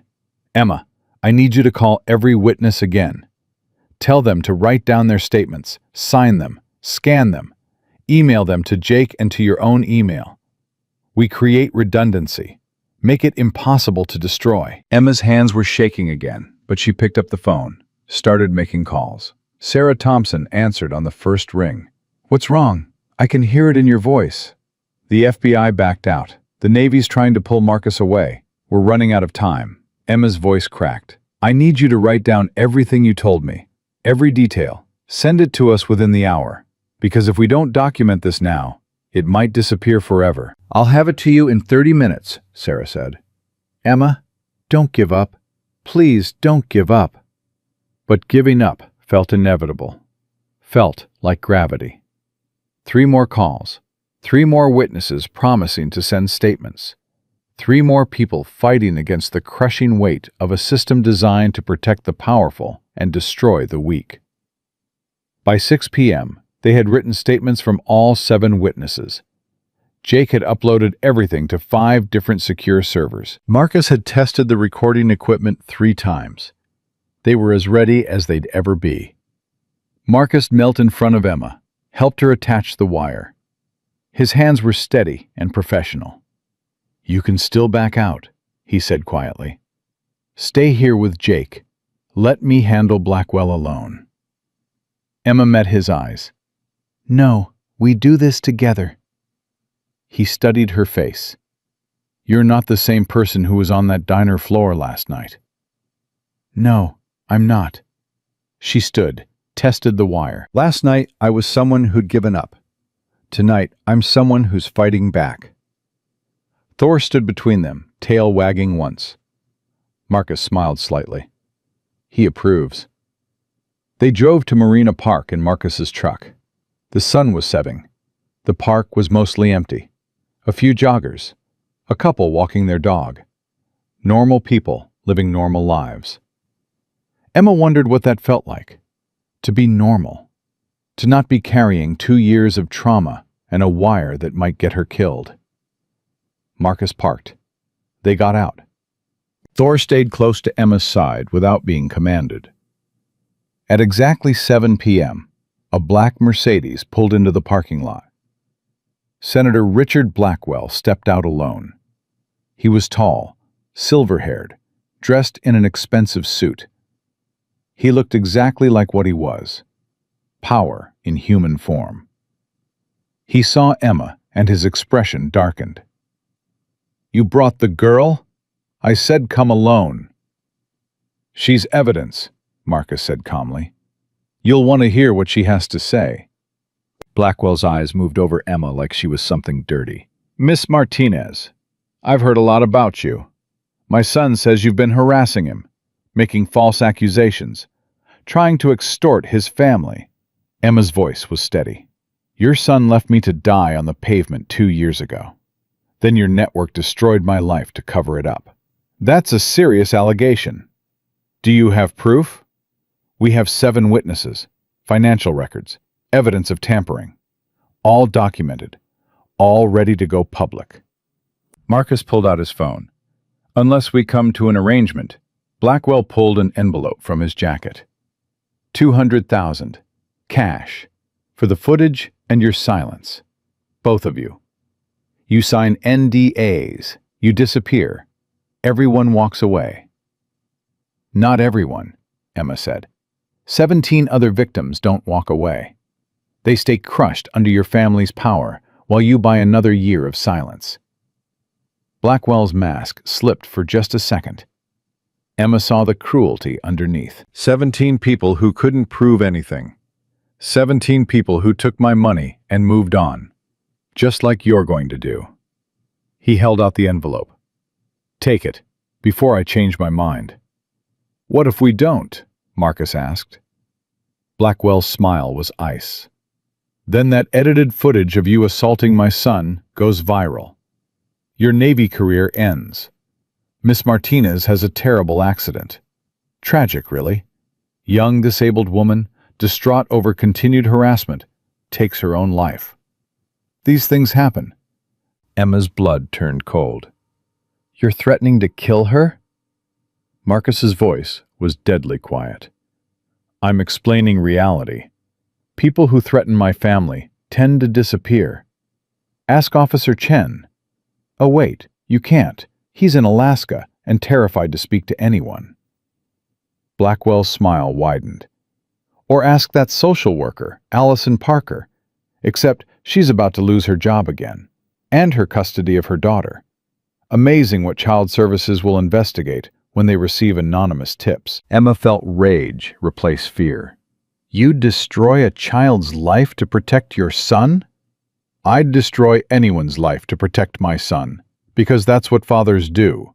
They protect their children from consequences, from justice, from people like you who think the rules apply to everyone equally. He stepped closer. They don't. The rules are for people like you, Miss Martinez. People without power, without protection. People who don't matter. Marcus's hand moved to Thor's vest. The dog's muscles coiled. That's where you're wrong, Senator, Marcus said. She matters. They all matter. Every person you've crushed, every victim you've silenced, every life you've destroyed, they all matter. Blackwell laughed. They matter to who? You? You'll be in military prison by morning. The FBI already dropped the investigation. The local police are paid for. The judges are mine. So tell me, Petty Officer Reed, who exactly is going to make them matter? We are, said a voice behind them. They all turned. Jake Foster stood there, but he wasn't alone. Behind him were all 7 witnesses. Sarah Thompson, Jennifer Park, David Torres, Michelle Chen, Allison Parker. 2 others Emma had spoken to. And behind them were news cameras. 3 different stations, all recording. Blackwell's face went white. You recorded this, he whispered. You wore a wire. Multiple wires, Marcus confirmed, and broadcast everything you just said to 5 different news stations. That bit about threatening to kill Emma? About destroying Allison's life? About buying judges and police? All recorded, all live, all being reported right now. Emma pulled out her phone, showed Blackwell the screen. His own face, his own words streaming on the local news website. The headline? Senator Blackwell caught threatening witness, admitting to corruption. You can't, Blackwell said. His composure was cracking. This is entrapment. This is illegal. I'll have every one of you arrested. By which police? Marcus asked. The ones you just admitted to buying? I don't think so. Cars were pulling into the parking lot. Police cars, but not local ones. State police. And behind them, FBI vehicles. A woman in an FBI jacket approached. Senator Blackwell, I'm Agent Sarah Martinez with the FBI. We need you to come with us for questioning. This is a setup. Political persecution. My lawyers will... Your lawyers can meet you at federal lockup. You're being charged with witness intimidation, obstruction of justice, and conspiracy to commit murder. More charges pending. She looked at Marcus. Thank you for the recording, Petty Officer Reed. Very helpful. Marcus smiled. Happy to serve. As FBI agents led Blackwell away in handcuffs, more cars arrived. Judge Sterling's Mercedes, Developer Kane's Escalade, more FBI agents, more arrests. The corruption network was collapsing in real time. Emma stood frozen, watching it happen, watching 20 years of power crumble in 20 minutes. Sarah Thompson appeared at her side. You did it! You actually did it! We did it, Emma corrected. All of us. The news crews were approaching, wanting interviews. Emma looked at Marcus. What do I say? The truth. Always the truth. So Emma faced the cameras and told them everything. About the accident, the silence, the threats, the systematic destruction of 17 lives, and about 7 people who'd found the courage to fight back. When she finished, the reporter asked one more question. What do you want people to know about what happened here? Emma thought about 2 years of being told she didn't matter, about believing it. I want people to know that power isn't permanent, that silence can be broken, that even when the system is designed to crush you, there's always a choice. You can stay silent, or you can speak. And speaking, even when you're terrified, even when you're alone, even when everyone says it's pointless. Speaking changes everything. She looked at Marcus and Thor. And sometimes, if you're very lucky, you find people willing to speak with you. People who see you when everyone else looks away. People who decide you matter, even when the whole world says you don't. The cameras kept rolling. Somewhere across town, Carter Blackwell, Madison Sterling, and Trevor Kane were learning that their parents had been arrested, that their protection was gone, that consequences were finally coming. And in a small diner, Lucia Martinez was watching the news with tears streaming down her face, watching her niece become someone who mattered to the whole world. The news crews were still packing up when Emma's phone started ringing. Numbers she didn't recognize. Reporters, lawyers, people who'd ignored her for 2 years, suddenly desperate to talk. She silenced it, turned to Marcus. What happens now? He was watching the FBI vehicles pull away with Senator Blackwell in the back of one. Now we make sure this sticks. Arrests are just the beginning. We need convictions. They'll have the best lawyers money can buy. And we have the truth on camera. Federal charges. Multiple witnesses. Marcus looked at her. This isn't going away, Emma. Not this time. Jake approached, still holding his camera equipment. Every major network is picking up the story. It's going national. Senator arrested on corruption charges. Judge implicated in evidence tampering. Developer accused of bribery. This is huge. Emma should have felt victorious. Should have felt vindicated. Instead, she felt hollow. 2 years of her life destroyed. And all it took to get justice was a Navy SEAL with connections and a senator stupid enough to confess on camera. Why did it have to be this hard? She asked. Her voice sounded far away. Why did 17 people have to suffer before anyone cared? Marcus didn't have an answer. Neither did Jake. Sarah Thompson stepped closer. Because the system protects people like Blackwell. It always has. We just forced it to notice us. Forced it to care. She touched Emma's arm. That's not nothing. That's everything. A black SUV pulled into the parking lot. Federal plates. An older woman stepped out. Gray hair pulled back. Sharp eyes. FBI jacket. Miss Martinez? I'm Special Agent Rachel Cooper. I'm taking over this investigation from here. She glanced at Marcus. Petty Officer Reed, I need to speak with you. Privately. Marcus's expression didn't change. Am I under arrest? Should you be? I went AWOL to be here. Disobeyed direct orders to report to base. Conducted an unauthorized investigation. Take your pick. Cooper's mouth twitched slightly. Actually, Captain Warren called me 3 hours ago. Explained the situation. I pulled strings with the Navy. You're not AWOL. You're on special assignment.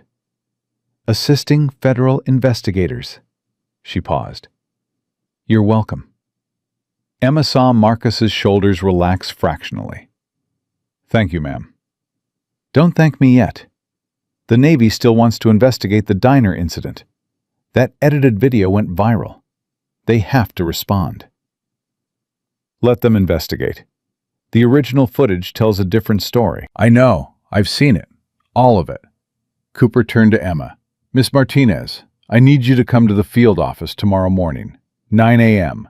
We'll need a full statement, everything that happened to you over the past 2 years.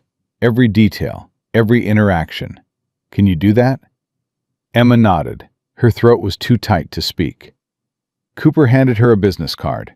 If anyone threatens you, contacts you, approaches you, you call me immediately. You're a federal witness now. That means protection. That means resources.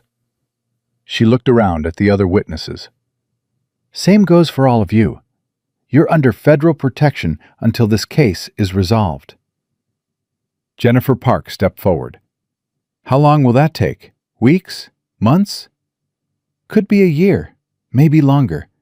These cases are complex. The defense will fight every charge. But I promise you this, we don't lose cases we can prove. And thanks to tonight's recording, we can prove everything. After Cooper left with contact information for all 7 witnesses, the crowd began to disperse. News crews headed back to their stations. Witnesses headed home to families who'd be learning about this on the evening news. Jake headed back to the CHP station to file his own reports. Marcus, Emma, and Thor were left standing in the parking lot as the sun finished setting. "I should get you home," Marcus said. "I don't want to go home. I don't want to be alone with this." He understood without her having to explain. "My place, then. I've got a guest room. Thor will keep watch. No one's getting near you tonight." They drove in silence. Emma watched the streetlights pass, watched normal people doing normal things, walking dogs, getting groceries, living lives that didn't include fighting corruption networks and watching senators get arrested. "Do you think they'll actually go to prison?" she asked. "Yes." "How can you be so sure?" "Because they confessed, on camera, to federal crimes. Even the best lawyers can't erase that." Marcus glanced at her. "Blackwell threatened to kill you, Emma. He admitted to bribing officials, to destroying evidence, to running a criminal enterprise. That's RICO charges. Those don't get plea bargained away. But they're powerful. They have connections. What if those connections go higher than we know? Then we burn those connections down too, one at a time, until there's no one left to hide behind." Emma wanted to believe him, wanted to trust that the system would work this time. But she'd trusted the system before. It had failed her spectacularly.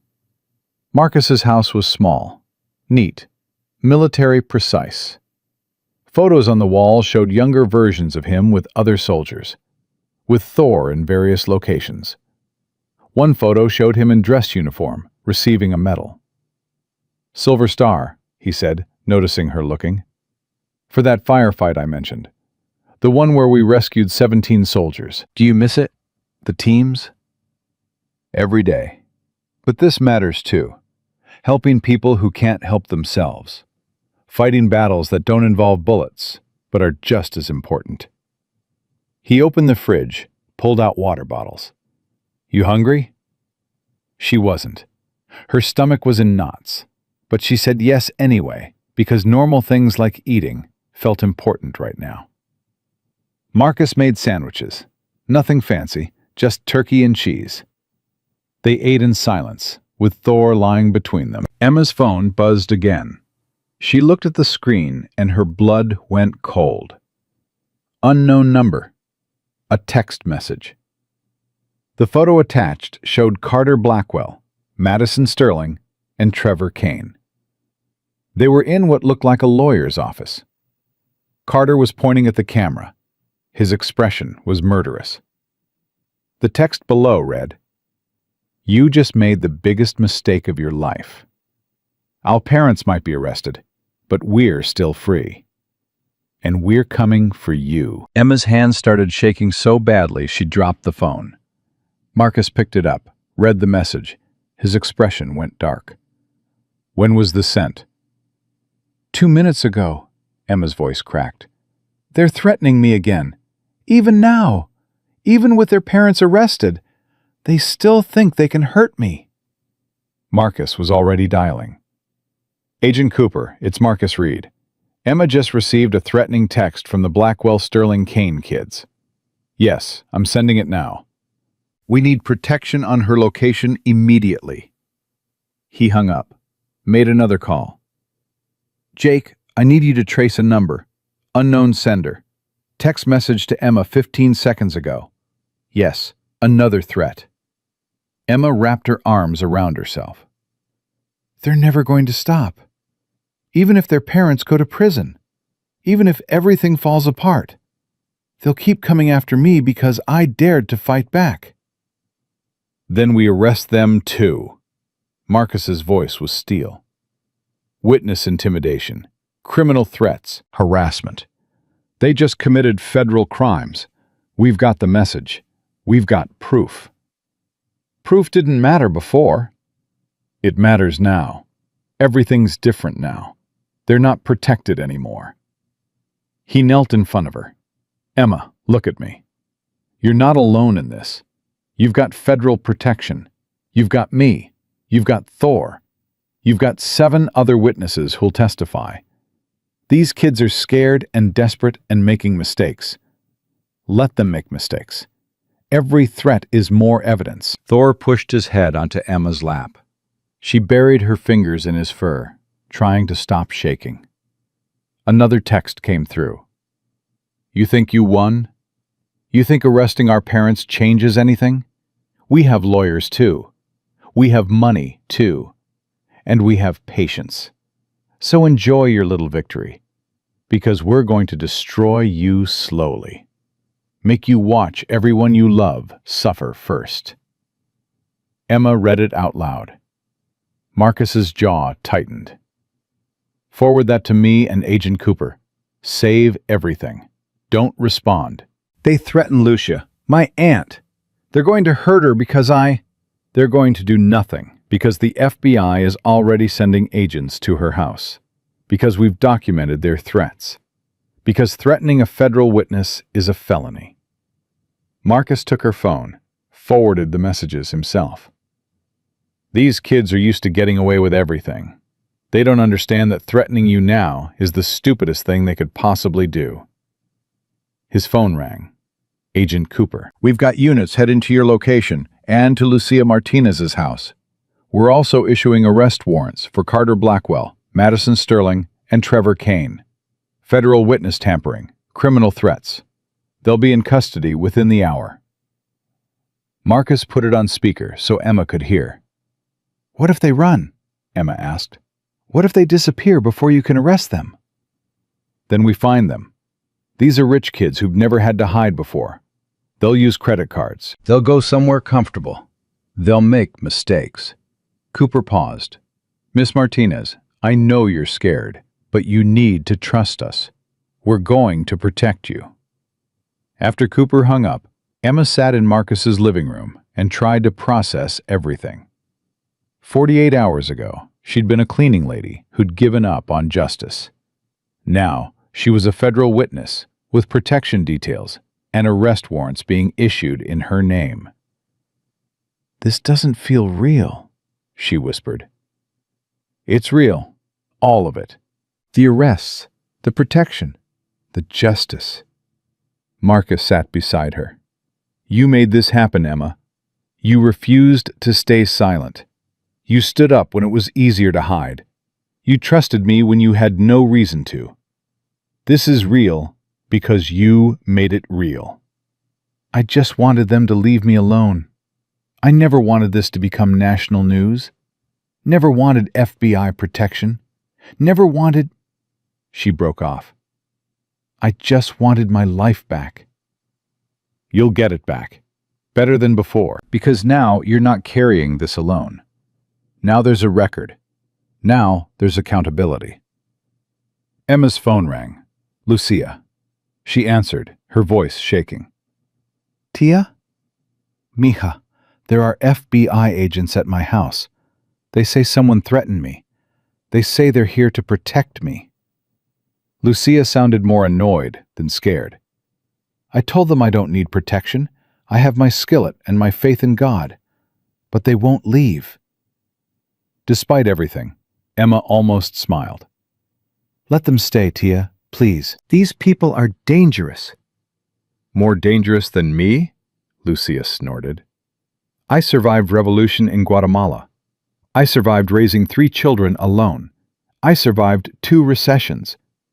Some spoiled rich kids don't scare me. They should. They threatened to hurt you because I testified. Lucia went quiet. When she spoke again, her voice was softer. Mija, you listen to me. I am proud of you. Prouder than I've ever been.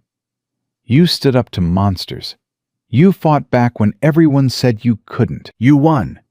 So if some FBI agents want to sit in my driveway and eat my cooking while they protect me, fine. Let them. But you don't apologize for bringing this to my door. You hear me?" Emma's tears started again. I hear you. Good. Now get some sleep. Tomorrow you make sure these people go to prison for a very long time." After she hung up, Marcus handed her a tissue. "Your aunt's terrifying," he said. "She raised me after my parents died, taught me to stand up for myself, to fight back against bullies." Emma wiped her eyes. "I forgot those lessons somewhere along the way. Forgot how to be strong." "You didn't forget. You were surviving. There's a difference." Marcus checked his watch. "It's almost 9. You should get some rest. Tomorrow's going to be a long day." He showed her to the guest room. Clean sheets, a lamp, a window that looked out over a small yard where Thor sometimes played. Door locks from the inside, bathrooms across the hall. "I'll be in the living room. Thor will patrol. You're safe here." Emma wanted to ask him to stay, wanted to not be alone with her thoughts. But she just nodded. "Thank you.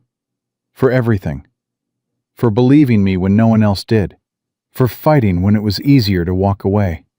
For—" Her voice broke. "For making me matter." Marcus's expression softened. "You always mattered, Emma. Some people just couldn't see it. Their failure, not yours." After he left, Emma sat on the edge of the bed and stared at her phone. The threatening texts were still there, still venomous, still proof that even now, even with everything falling apart, Carter and Madison and Trevor wanted to hurt her. But below those texts were messages from the other witnesses. Jennifer thanking her for her courage. David saying he felt free for the first time in years. Michelle saying her father called from Alaska, crying, finally able to speak the truth. 7 people finding their voices because she'd found hers first. Emma lay down but didn't sleep. She listened to Thor's footsteps in the hallway, to Marcus moving quietly in the other room, to the normal sounds of a house at night. For the first time in 2 years, she felt safe. At midnight, Marcus's phone rang. Emma heard him answer, heard his voice go hard. She got up, walked to the living room. Marcus was standing by the window. Thor was at attention beside him. "Are you sure?" Marcus was saying. "Both of them? How did they—" He listened. "Okay, keep me posted." He hung up, turned to see Emma in the doorway. "Carter Blackwell and Trevor Kane tried to run. Got as far as the airport before FBI picked them up. They're in federal custody." "What about Madison?" Marcus's expression changed. "She walked into the FBI field office voluntarily 2 hours ago, with her own lawyer, and she's offering to testify against the others." Emma's world tilted. "What?" "Madison Sterling is cooperating, fully. She's giving the FBI everything. Names of other people her father bribed, evidence of other crimes, everything." Marcus sat down heavily. "She's trying to make a deal." "After everything she did to me? After 2 years of harassment? She gets to make a deal?" "If her testimony helps convict her father and the others, yes. That's how the system works. The first one to flip gets the best deal." Emma felt rage burning through her exhaustion. That's not justice. That's her getting away with it again. She'll still face charges, still have a record, still have consequences, just not as severe as if she'd stayed silent. Marcus looked at her. "I know it's not fair. I know it feels wrong. But her testimony could put a dozen corrupt officials in prison, could expose the whole network. Sometimes we have to compromise to get the bigger win. I don't want compromise. I want them all to pay for what they did. They will pay. Just some more than others. That's the reality of prosecution. That's how we take down organizations. We turn them against each other." Emma wanted to argue, wanted to demand perfect justice, but she was too tired, too overwhelmed. "Does this mean it's over?" she asked. No. This means it's just beginning. Tomorrow you give your statement. Then there'll be grand jury testimony. Then trials. This could take a year. Maybe more. Marcus stood. But you don't have to do it alone. I'll be there. The other witnesses will be there. Agent Cooper will be there. We see this through together. Emma looked at this man who'd appeared in her life 3 days ago and changed everything. This stranger who'd decided she was worth fighting for. "Why you?" she asked. "Out of everyone in that diner, everyone in this town, why were you the one who helped?" Marcus was quiet for a long moment. Thor leaned against his leg. "My mom was disabled. MS, progressive. By the time I was 12, she couldn't walk. Needed help with everything." His voice was distant. "And I watched people treat her like she was invisible. Like her disability made her less human, less worthy of respect, less important." He met Emma's eyes. "She died when I was 15, and I swore I'd never walk past someone being treated like they didn't matter. Because my mom mattered, and you matter, and everyone like you matters." He paused. "So when I walked into that diner and saw you on the floor, I didn't see a stranger. I saw my mom. I saw every person who's ever been told they don't count because their body doesn't work the way it's supposed to. And I couldn't walk past. Not again. Not ever." Emma's vision blurred with tears. "I'm sorry about your mom." "Me too. But she taught me something important. She taught me that strength isn't about what your body can do. It's about what your heart refuses to accept. You have that strength, Emma. You've always had it. You just needed someone to remind you." At 3 a.m., Emma finally fell asleep in the guest room with Thor lying outside her door and Marcus keeping watch in the living room. And somewhere across town, 3 people who'd terrorized her for 2 years, sitting in federal cells, learning that money couldn't buy everything. She dreamed about the accident, about Trevor Kane's car coming out of nowhere, about the impact, about dying on the pavement while her blood spread across the asphalt. But in the dream, she didn't die alone. In the dream, Marcus was there, and Thor, and 7 other voices she'd never heard before. And they stood between her and death, and they said, "No. Not today. Not ever." She woke at dawn to the smell of coffee and the sound of Marcus on the phone with Agent Cooper. "Yes, she'll be there. 9 a.m. I'll bring her myself. Yes, Thor too. He's part of this now." Emma got up, splashed water on her face, tried to make herself presentable. Her prosthetic ached from yesterday's stress. Her scalp still hurt where Madison had pulled her hair. Her hand was bruised where Trevor had stepped on it. But she was alive, and she was fighting back. And that had to be enough. Marcus drove her to the FBI field office. Media trucks were already camped outside, reporters shouting questions as they walked past. "Miss Martinez, how do you feel about Senator Blackwell's arrest? Are you scared of retaliation? Do you think justice will be served?" Emma kept her head down. Marcus kept his hand on her shoulder. Thor cleared a path with his presence alone. Inside, Agent Cooper was waiting with a room full of other agents. Recorders, cameras, legal pads. "Miss Martinez, thank you for coming. This is going to take a while. We need everything. From the beginning, the accident, the harassment, the threats. Every detail you can remember. Can you do that?" Emma looked at Marcus. He nodded. "I can do that," she said. She sat down, took a breath, and started talking. She talked for 6 hours, told them everything. Every job she'd lost, every apartment she'd been evicted from, every social media post that had called her worthless. Every time Carter or Madison or Trevor had made her feel like she was nothing. The agents took notes, asked questions, recorded every word. When she finally finished, her voice was raw. Her throat hurt, but something inside her felt lighter. "That's everything I know," she said. Agent Cooper nodded. "That's more than enough. We have everything we need for the grand jury. They'll indict within the week. All of them. Senator Blackwell, Judge Sterling, Developer Kane, and their children. Everyone who participated in this conspiracy." "What about the others? The police officers who took bribes? The officials who looked the other way?" "We're building cases against them too. This investigation is expanding. Thanks to Madison Sterling's cooperation, we have names, evidence, a roadmap of the entire corruption network." Cooper leaned forward. "You broke this open, Emma. You and the other witnesses. You exposed something that's been hidden for 20 years. That matters. That changes things."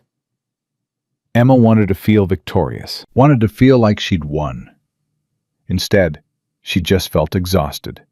Marcus drove her back to his house. She slept for 12 hours straight. When she woke up, it was dark outside, and Thor was lying on the floor beside the bed, keeping watch. Her phone had 63 messages. Reporters, lawyers, people from her past reaching out. People who'd ignored her for 2 years, suddenly wanting to be part of her story. She deleted them all, except one. From Jennifer Park. "Thank you for being brave enough to fight. You saved more than just yourself. You saved all of us." Emma read it 3 times, then got up and found Marcus in the kitchen making dinner. "How long have I been asleep?" she asked. 14 hours. You needed it." "What did I miss?" "Grand jury convened, indictments issued. Senator Blackwell, Judge Sterling, and Developer Kane all charged with RICO violations. Corruption, witness tampering, conspiracy. Bail set at $10 million each." Marcus plated pasta. "They made bail. They're out pending trial." Emma's stomach dropped. "They're free?" "Under house arrest. Ankle monitors. No contact with witnesses. No leaving the state. But yes, technically free." He set a plate in front of her. "Eat. You need your strength." She picked at the food. "What about Carter and Madison and Trevor?" "Still in custody. Couldn't make bail. Set at $5 million each, and their parents' accounts are frozen, pending the RICO investigation." Marcus smiled slightly. "They're learning what it's like to be powerless, to have no one come save them, to be treated like they don't matter." "Good," Emma said, and meant it. Over dinner, Marcus explained what came next. Trials would take months to prepare.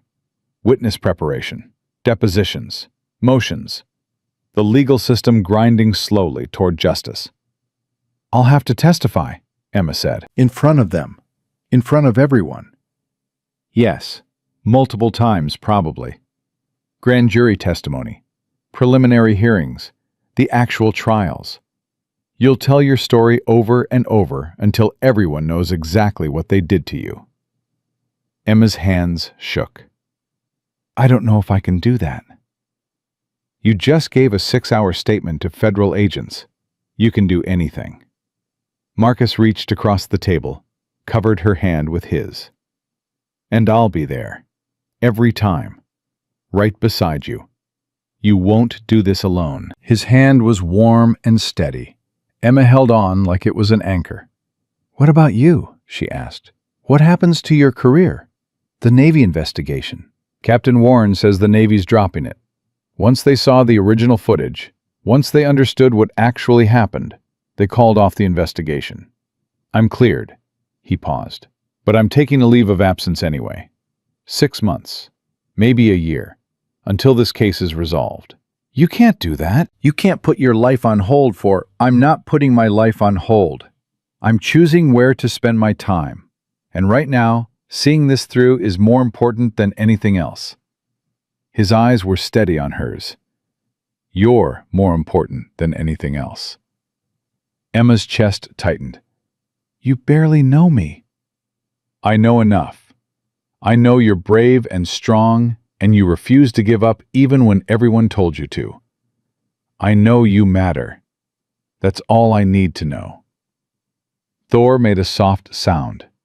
Agreement. Emma looked at this man who'd saved her life, and this dog who'd protected her, and she felt something shift inside her chest. Something that felt like hope taking root. "Okay," she whispered. "Okay. We see this through. Together." Marcus smiled. Together. But neither of them knew that outside Marcus's house, a car was parked 3 blocks away. And inside that car, someone was watching. Someone with a camera and a phone and instructions from people who still had power. Because the Blackwell network was bigger than just 3 families. And some people were willing to do anything to protect their secrets. The morning of the grand jury testimony, Emma woke to Thor barking. Not his normal alert bark, something urgent, something wrong. She stumbled out of bed, still disoriented from sleep. Marcus was already in the hallway, phone pressed to his ear, his expression dark. "When?" he was saying. "How bad? Is she conscious?" Emma's blood went cold. "What happened?" Marcus held up a hand, listened. His jaw tightened. "I'm on my way. 20 minutes. Don't let anyone near her until I get there." He hung up, looked at Emma. "It's Lucia. Someone broke into her house last night. Beat her. She's in the hospital." The world tilted. Emma grabbed the doorframe to stay upright. No, they promised protection. The FBI was supposed to be watching her. They promised. The agent on duty was drugged. Someone slipped something into his coffee at a gas station. He passed out in his car around midnight. Didn't wake up until an hour ago. Marcus was already moving, grabbing his keys, his jacket. Lucia's neighbor heard screaming, called 911. Paramedics found her unconscious in her kitchen. Emma couldn't breathe, couldn't think. This was her fault. Her aunt was in the hospital because Emma had fought back, because she'd testified, because she dared to matter. "I need to see her. Right now. Get dressed. We're leaving in 2 minutes." Emma threw on clothes with shaking hands. Her prosthetic felt wrong, the straps too tight. But she didn't have time to adjust it. Thor was already at the door, sensing the urgency. The drive to the hospital took 15 minutes. It felt like hours. Marcus's phone rang twice. Agent Cooper both times. Emma could hear her voice through the speaker, tight with fury.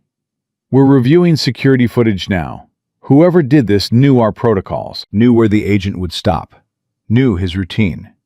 This was professional." "The Blackwell network," Marcus said, "has to be." "Blackwell, Sterling, and Kane are all still under house arrest. Ankle monitors haven't been tampered with. They're accounted for." "Then someone else. Someone we haven't identified yet." Marcus's knuckles were white on the steering wheel. "Cooper, I need you to pull protection on all the witnesses. Pull them all in. Safe houses, federal custody, whatever it takes. If they got to Lucia, they'll go after the others." "Already in progress. Sarah Thompson is being moved as we speak. Jennifer Park is in protective custody. The others are being contacted now." "What about Emma?" "She stays with you. You're the only person I trust completely right now." Someone on my team leaked information. Had to be. No other way they knew where the agent would be. Cooper's voice hardened. "I'm going to find whoever did this. And when I do, they're going to wish they'd never been born." At the hospital, FBI agents were everywhere. Hospital security, local police. The hallway outside Lucia's room looked like a military checkpoint. Emma pushed past all of them. Marcus and Thor followed close. Lucia was in the bed, hooked to monitors. Her face was swollen and bruised, her arm in a cast, her breathing shallow. But her eyes were open, and when she saw Emma, she tried to smile. "Mika," she whispered. Don't cry. I'm alive. Emma collapsed into the chair beside the bed, took her aunt's uninjured hand. This is my fault. I'm so sorry. I never should have. Stop. Lucia's voice was weak but firm. This is not your fault. This is the fault of evil men who hurt women to silence them. You understand me? But if I hadn't testified, if I'd just stayed quiet, then they would have won. And I didn't raise you to let evil win. Lucia squeezed Emma's hand. Did they think beating an old woman would make you stop? Make you afraid? They don't know you at all. A doctor entered, checked Lucia's vitals. She's stable. 3 broken ribs, broken arm, concussion, severe bruising. But she'll recover. She's incredibly lucky. Lucky, Lucia muttered. I'm not lucky. I'm tough. There's a difference. Despite everything, Emma almost smiled. The doctor left. Agent Cooper entered, her expression granite. Mrs. Martinez, I need to ask you some questions. Can you tell me what happened? Lucia's good hand clenched. I was making tea. Around midnight. I heard glass breaking. Kitchen window. Before I could call for help, someone was inside. Big man. Mask over his face. Gloves. Did he say anything? He said, "This is what happens to people who help Emma Martinez. Tell her to drop the case, or next time we won't stop with you." Lucia's voice shook with rage, not fear. Then he hit me. I tried to fight back, got my skillet, hit him in the shoulder. He took it from me and... She stopped. Emma saw tears on her aunt's bruised face. He beat you with your own skillet, Emma finished quietly. Lucia nodded. Cooper's face was murderous. Did you see anything that could identify him? Tattoos? Scars? Anything? His hands. When he grabbed the skillet, his knuckles had scars. Old ones. Like he'd been a boxer or... Lucia paused. Or a soldier. The way he moved. Professional. Trained. This wasn't some street thug. This was someone who knew what he was doing. Marcus and Cooper exchanged a look. Hired muscle, Marcus said. Someone brought in from outside. Someone with military or police training. Cooper was already on her phone, issuing orders. I want background checks on every private security firm in the state, every mercenary, every ex-military contractor who specializes in intimidation. Someone hired a professional. That means money changed hands. That means records. After Cooper left to coordinate the investigation, Emma sat with her aunt in silence. Thor had positioned himself by the door, alert to every sound in the hallway. I'm dropping the case, Emma finally said. I'm calling Agent Cooper right now and telling her I won't testify. I won't let them hurt you again. Emma Gabriela Martinez. Lucia's voice went sharp despite her injuries. You will do no such thing. They almost killed you. They failed. I'm alive. I'm talking. I'm angry. Lucia struggled to sit up. Marcus moved to help her, adjusting her pillows. You think dropping the case will stop them? You think if you go back to being silent and small and invisible, they'll leave us alone? They'll kill me anyway. Kill you anyway. Because we know too much. Because we're threats. The only way we survive this is if they're in prison where they can't hurt anyone ever again. Emma wanted to argue, wanted to protect the only family she had left, but she knew her aunt was right. I can't lose you, Emma whispered. You're all I have. And you're all I have, which is why we see this through. Together, we make sure these monsters pay for every life they've destroyed, every person they've hurt. We give them consequences they can't buy their way out of. Lucia's good hand gripped Emma's with surprising strength. Promise me. Promise me you won't give up. I promise. Good. Now go. I need to rest. And you need to testify in front of that grand jury. You need to make them understand exactly what kind of evil we're fighting. Marcus drove Emma to the federal courthouse 3 hours later. The grand jury was waiting. 23 citizens who would decide if there was enough evidence to proceed to trial. Emma walked into the room with Marcus and Thor beside her. The jury members looked ordinary. Teachers, accountants, retirees, normal people who had no idea they were about to hear a story that would change how they saw the world. The prosecutor was a woman named Catherine Walsh, mid-40s, sharp eyes. She'd spent 20 years putting away corrupt officials. Miss Martinez, thank you for being here. I know this morning was difficult, but your testimony is crucial. Are you ready to proceed? Emma looked at the faces watching her, waiting to judge if her pain was real enough, if her story mattered enough. She thought about Lucia in a hospital bed, about 17 other victims who'd been silenced, about 2 years of being told she didn't matter. I'm ready, she said. She told them everything. Started with the accident, the moment Trevor Kane's car hit her, the moment she died on the pavement, the moment she woke up in a hospital, missing her leg and her future. She told them about the charges that disappeared, about Officer Chen being transferred, about Sarah Thompson being threatened into silence. She told them about losing 3 jobs, 2 apartments, her dignity, her hope.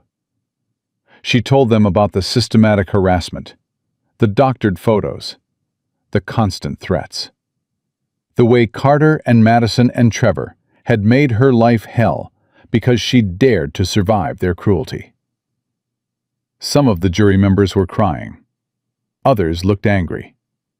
All of them were listening. And 3 days ago, Emma said, a Navy SEAL walked into a diner and saw me being attacked. And he decided I mattered. He decided my life was worth fighting for. And because of him, I'm here. Because of him, the truth is coming out. Because of him, 17 other victims are finally being heard. She looked at Marcus, standing against the wall with Thor. But last night, someone broke into my aunt's house. Someone beat a 60-year-old woman nearly to death to send me a message, to tell me to stop talking, to tell me to accept that people like me don't get justice. Emma's voice strengthened. I'm here to tell you that's wrong. People like me deserve justice. We deserve to be heard. We deserve to matter. And I'm not stopping. Not now, not ever. Not until every person who participated in this corruption network is held accountable. The room was silent. Walsh approached with documents. Miss Martinez, are these the threatening texts you received from Carter Blackwell, Madison Sterling, and Trevor Kane? Emma identified each one, each threat, each photo, each message telling her she was worthless. And these financial records showing payments from Kane Development to Police Captain Morrison? Yes. And this testimony from witness Sarah Thompson describing how she was threatened into silence? Yes. And these documents showing 17 other victims who reported abuse and had their cases dismissed? Yes, all of it. Every piece of it. It's all true. It's all real. And I'm done pretending it didn't happen. Walsh presented evidence for 2 more hours. Financial records, testimony from other witnesses, Madison Sterling's cooperation agreement, where she detailed 20 years of corruption. When it was over, the grand jury deliberated for 40 minutes. They returned with indictments on all charges: RICO violations, corruption, witness tampering, conspiracy, evidence destruction, assault. The list went on. Senator Blackwell, Judge Sterling, Developer Kane, their children, 12 other officials who'd taken bribes, 7 police officers who'd destroyed evidence, a state attorney who dismissed cases. The entire network was going to trial. Walsh found Emma in the hallway afterward. You were incredible in there. Brave, honest, real. The jury believed every word. What happens now? Now we prepare for trial. Discovery, depositions, witness prep. It'll take months. But Emma, we're going to win.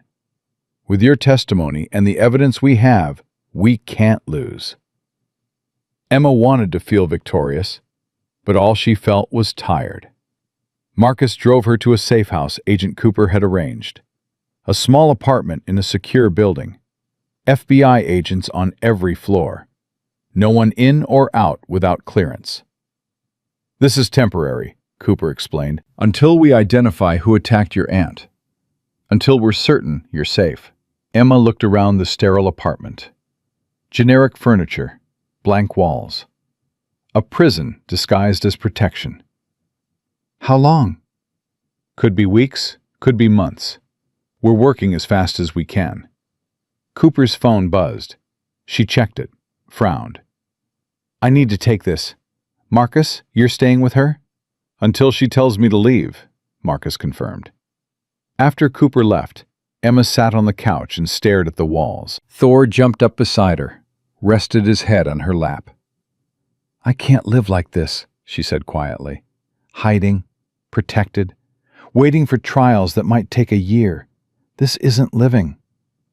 It's surviving. For now, that's enough. Is it? Because it feels like they're still winning.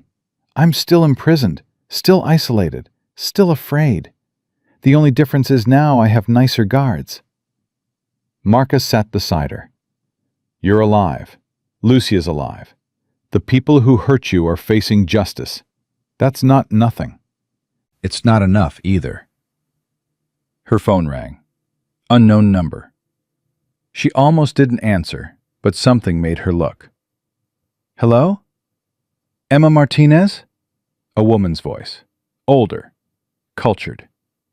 My name is Patricia Blackwell. I'm Richard Blackwell's mother. I need to speak with you. Privately. It's urgent. Emma's blood went cold. She put it on speaker so Marcus could hear. I have nothing to say to you. Please, just 5 minutes. I have information about the attack on your aunt. Information the FBI doesn't have. Information that could save your life. Why would you help me?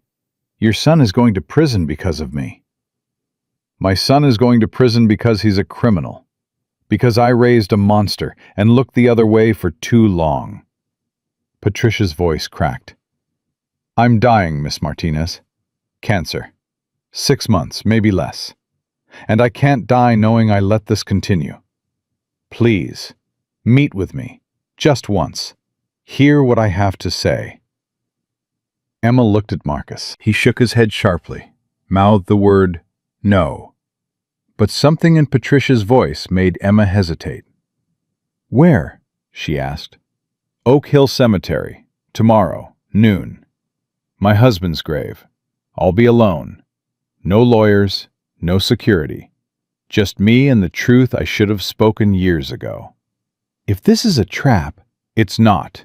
I'm an 80-year-old woman with terminal cancer and a conscience I can't ignore anymore.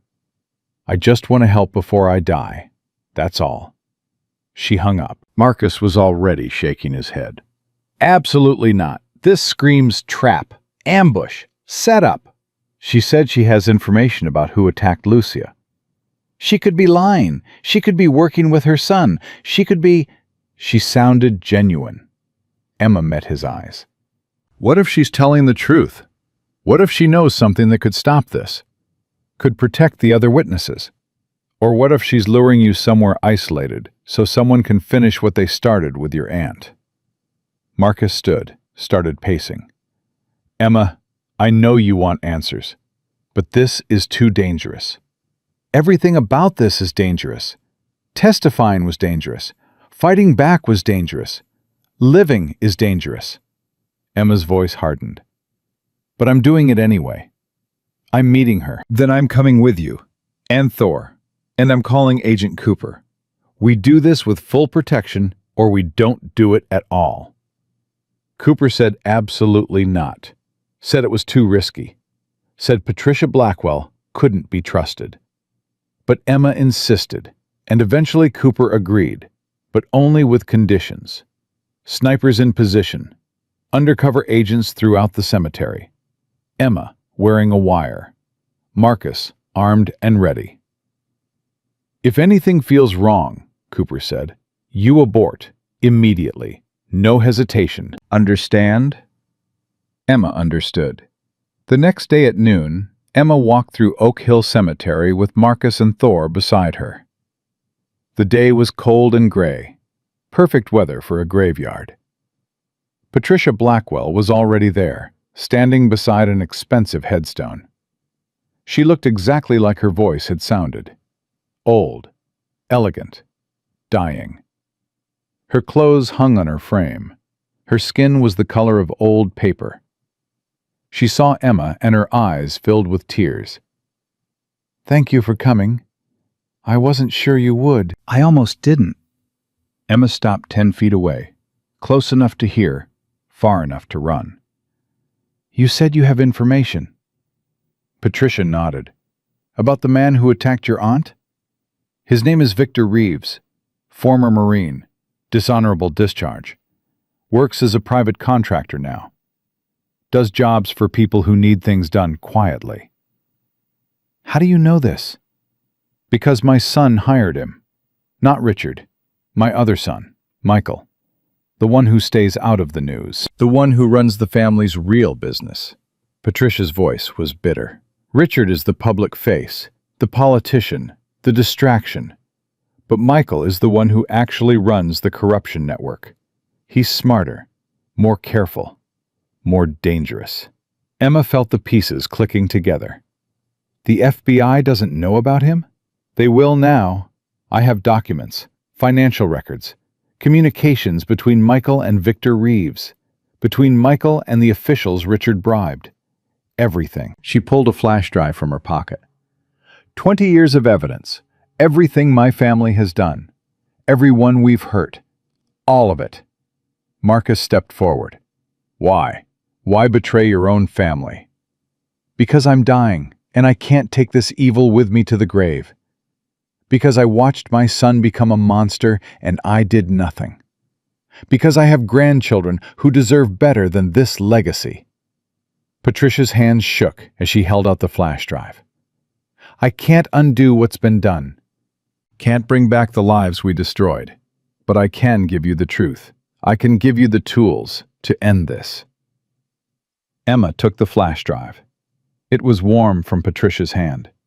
"Michael will kill you for this," Emma said quietly. "I'm already dying. Let him try." Patricia looked at her husband's headstone. "Thomas was a good man once. Before the money, before the power, before the corruption. He would have hated what we became, what we did to people like you." She looked back at Emma. "I can't make him proud anymore, but maybe I can die knowing I finally did the right thing." Marcus's phone buzzed. Agent Cooper. "We've got movement. 3 cars approaching the cemetery. Heavily armed men inside. Get Emma out, now." Marcus grabbed Emma's arm. "We're leaving. Now." But it was too late. Gunfire erupted from the tree line. Federal agents returning fire. People screaming. Chaos. Marcus pushed Emma down behind a headstone. Thor was barking, ready to attack. Patricia Blackwell stood frozen, staring at the violence she'd predicted. A man appeared from behind a mausoleum. Late 40s, expensive suit. Eyes like his brother Richard's. Cold. Calculating. Michael Blackwell. "Hello, Mother," he said. His voice was calm despite the gunfire around them. "I had a feeling you'd betray us eventually. Terminal illness makes people sentimental." Patricia didn't flinch. "I should have done this years ago. Should have stopped you when you were just starting. But I was weak. Afraid. Not anymore." Michael pulled a gun, aimed it at his mother. "You raised me to protect the family, to do whatever was necessary. I'm just following your lessons, Mother. Then I taught you wrong. And I'm ending it now. She stepped between Michael and Emma, spread her arms wide. You want to kill witnesses? Kill anyone who threatens our power? Start with me, your own mother. Show everyone exactly what kind of monster you are. Michael's hand didn't waver. I will if I have to. I know. That's what makes you evil. Not the corruption, not the bribes. The fact that you'd murder your own mother to protect a system built on hurting innocent people. Patricia's voice strengthened. But you're not killing Emma. You're not killing anyone else. Because the moment you pull that trigger, every agent in this cemetery will end you. And even if you escape, the evidence is already uploaded, already distributed, already unstoppable. Michael's eyes moved to Emma. She's bluffing. Marcus stood, his gun trained on Michael. Thor was at his side, teeth bared. She's not. The flash drive Emma's holding?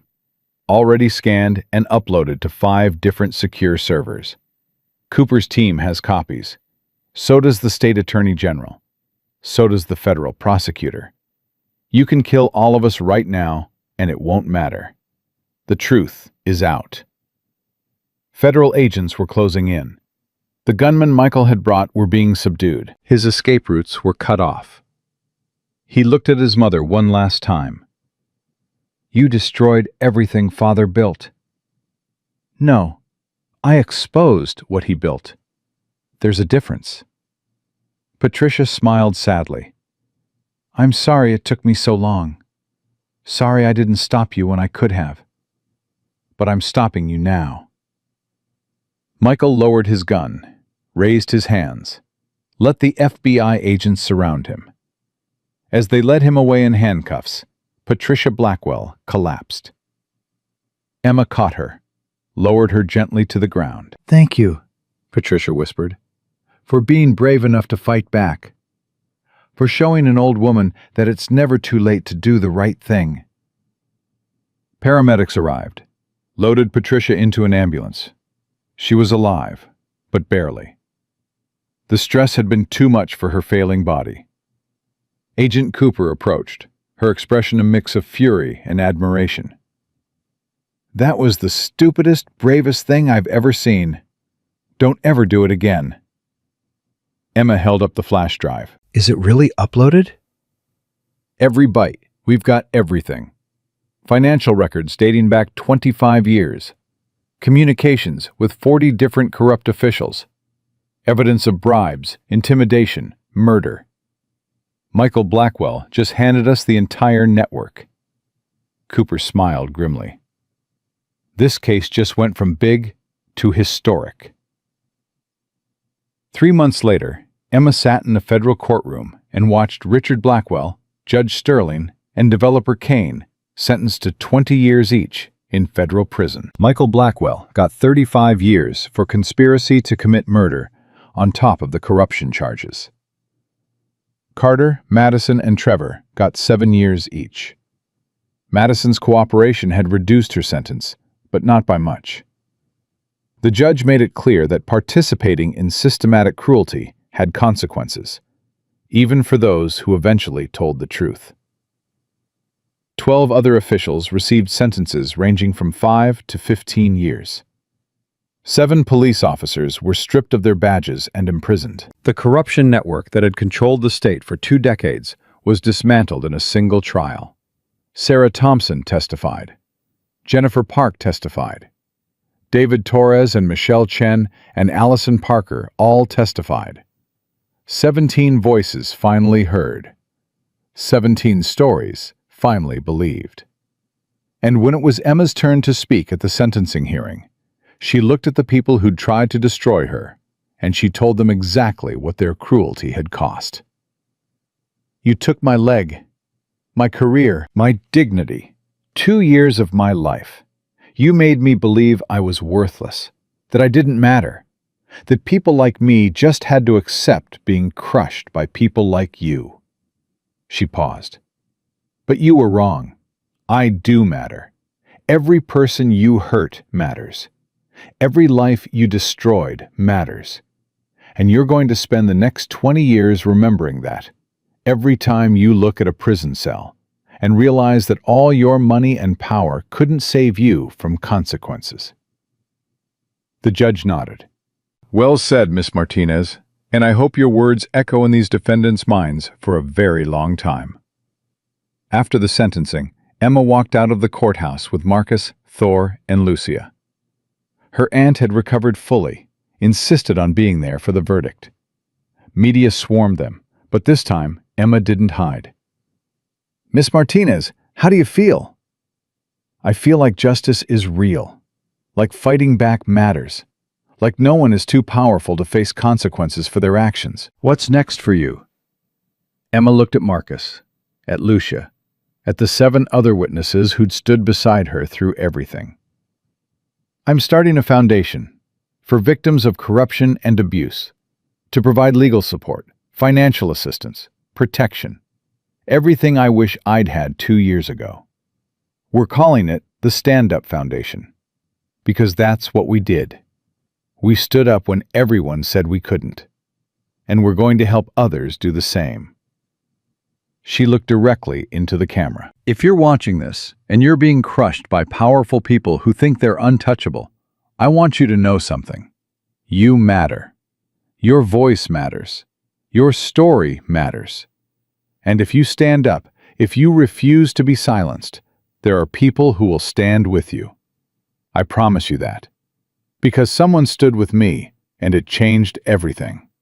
1 year later, Emma stood at the ribbon-cutting ceremony for the Stand Up Foundation's first office. Lucia was beside her as executive director. Marcus had taken a position as head of security while still serving as a Navy SEAL consultant. Thor had become the foundation's unofficial mascot. Sarah Thompson had become their lead counselor, helping victims find their voices. Jennifer Park ran their legal aid program. David Torres managed their financial assistance fund. Michelle Chen headed their witness protection coordination. 17 victims had become 17 advocates. 17 voices that refused to stay silent. Emma's phone buzzed. A text from Patricia Blackwell's lawyer. Patricia had died 3 weeks ago. Peacefully. In her sleep. But before she died, she'd created a trust fund, $50 million, dedicated to supporting victims of corruption and abuse. All of it going to Emma's foundation. The note attached said simply, "Thank you for showing me it's never too late to choose courage over comfort. Use this to help others find their own courage. Patricia." Emma showed the message to Marcus. $50 million, she whispered. We can help thousands of people. Provide protection, legal support, everything they need to fight back. Marcus smiled. You already changed the world, Emma. Now you're just making sure the change lasts. That evening, Emma visited Lucia's diner. It had reopened 3 months ago, bigger than before, renovated with money from the settlement fund. A community hub now, a safe place where people who felt invisible could come and be seen. Emma sat in her old booth, the one where everything had started, where 3 rich kids had grabbed her by the hair and humiliated her, where a Navy SEAL and his canine had walked in and changed her life forever. Marcus slid into the seat across from her. Thor settled at their feet. You know what I realized? Emma said. 2 years ago, sitting in this exact spot, I thought my life was over. I thought I'd never matter, never be anything more than a victim. And now? Now I run a foundation that helps thousands of people. Now I have a voice that actually gets heard. Now I'm the person other victims call when they need help standing up. She smiled. Now I matter, not because someone told me I did, but because I decided I did. Marcus reached across the table, took her hand. You always mattered, Emma. Some people just couldn't see it. But you did. From the very first moment, you saw me when everyone else looked away. That's what heroes do. They see people. They help people. They refuse to accept that anyone deserves to be crushed. He paused. You're a hero too, you know. To 17 people who finally got justice. To thousands more who'll get help from your foundation. To every person watching your story and learning that silence isn't strength. Speaking up is. Emma squeezed his hand. We're heroes together then. You, me, Thor, and everyone who refused to stay silent. Thor's tail wagged once. Agreement. Lucia brought them coffee without being asked, smiled at them the way she always had, without pity, without sadness, just pure pride. My brave girl, she said. Look at you now. Emma looked around the diner, at the photos on the wall now, pictures of all 17 witnesses, pictures of the foundation's opening, newspaper headlines about the convictions, a reminder that ordinary people could do extraordinary things when they chose courage over comfort. She thought about the scared, broken woman who'd been on this floor 2 years ago. Hair being pulled, hand being stepped on, dignity being destroyed. That woman was gone. In her place was someone stronger. Someone who'd learned that mattering wasn't about what other people thought. It was about what you chose to do when the world told you to give up. Emma Martinez had chosen to fight back, had chosen to stand up, had chosen to matter. And because of that choice, 17 other people had found their courage. Thousands more would find theirs. A corruption network that had lasted 20 years had been destroyed. Justice had been served.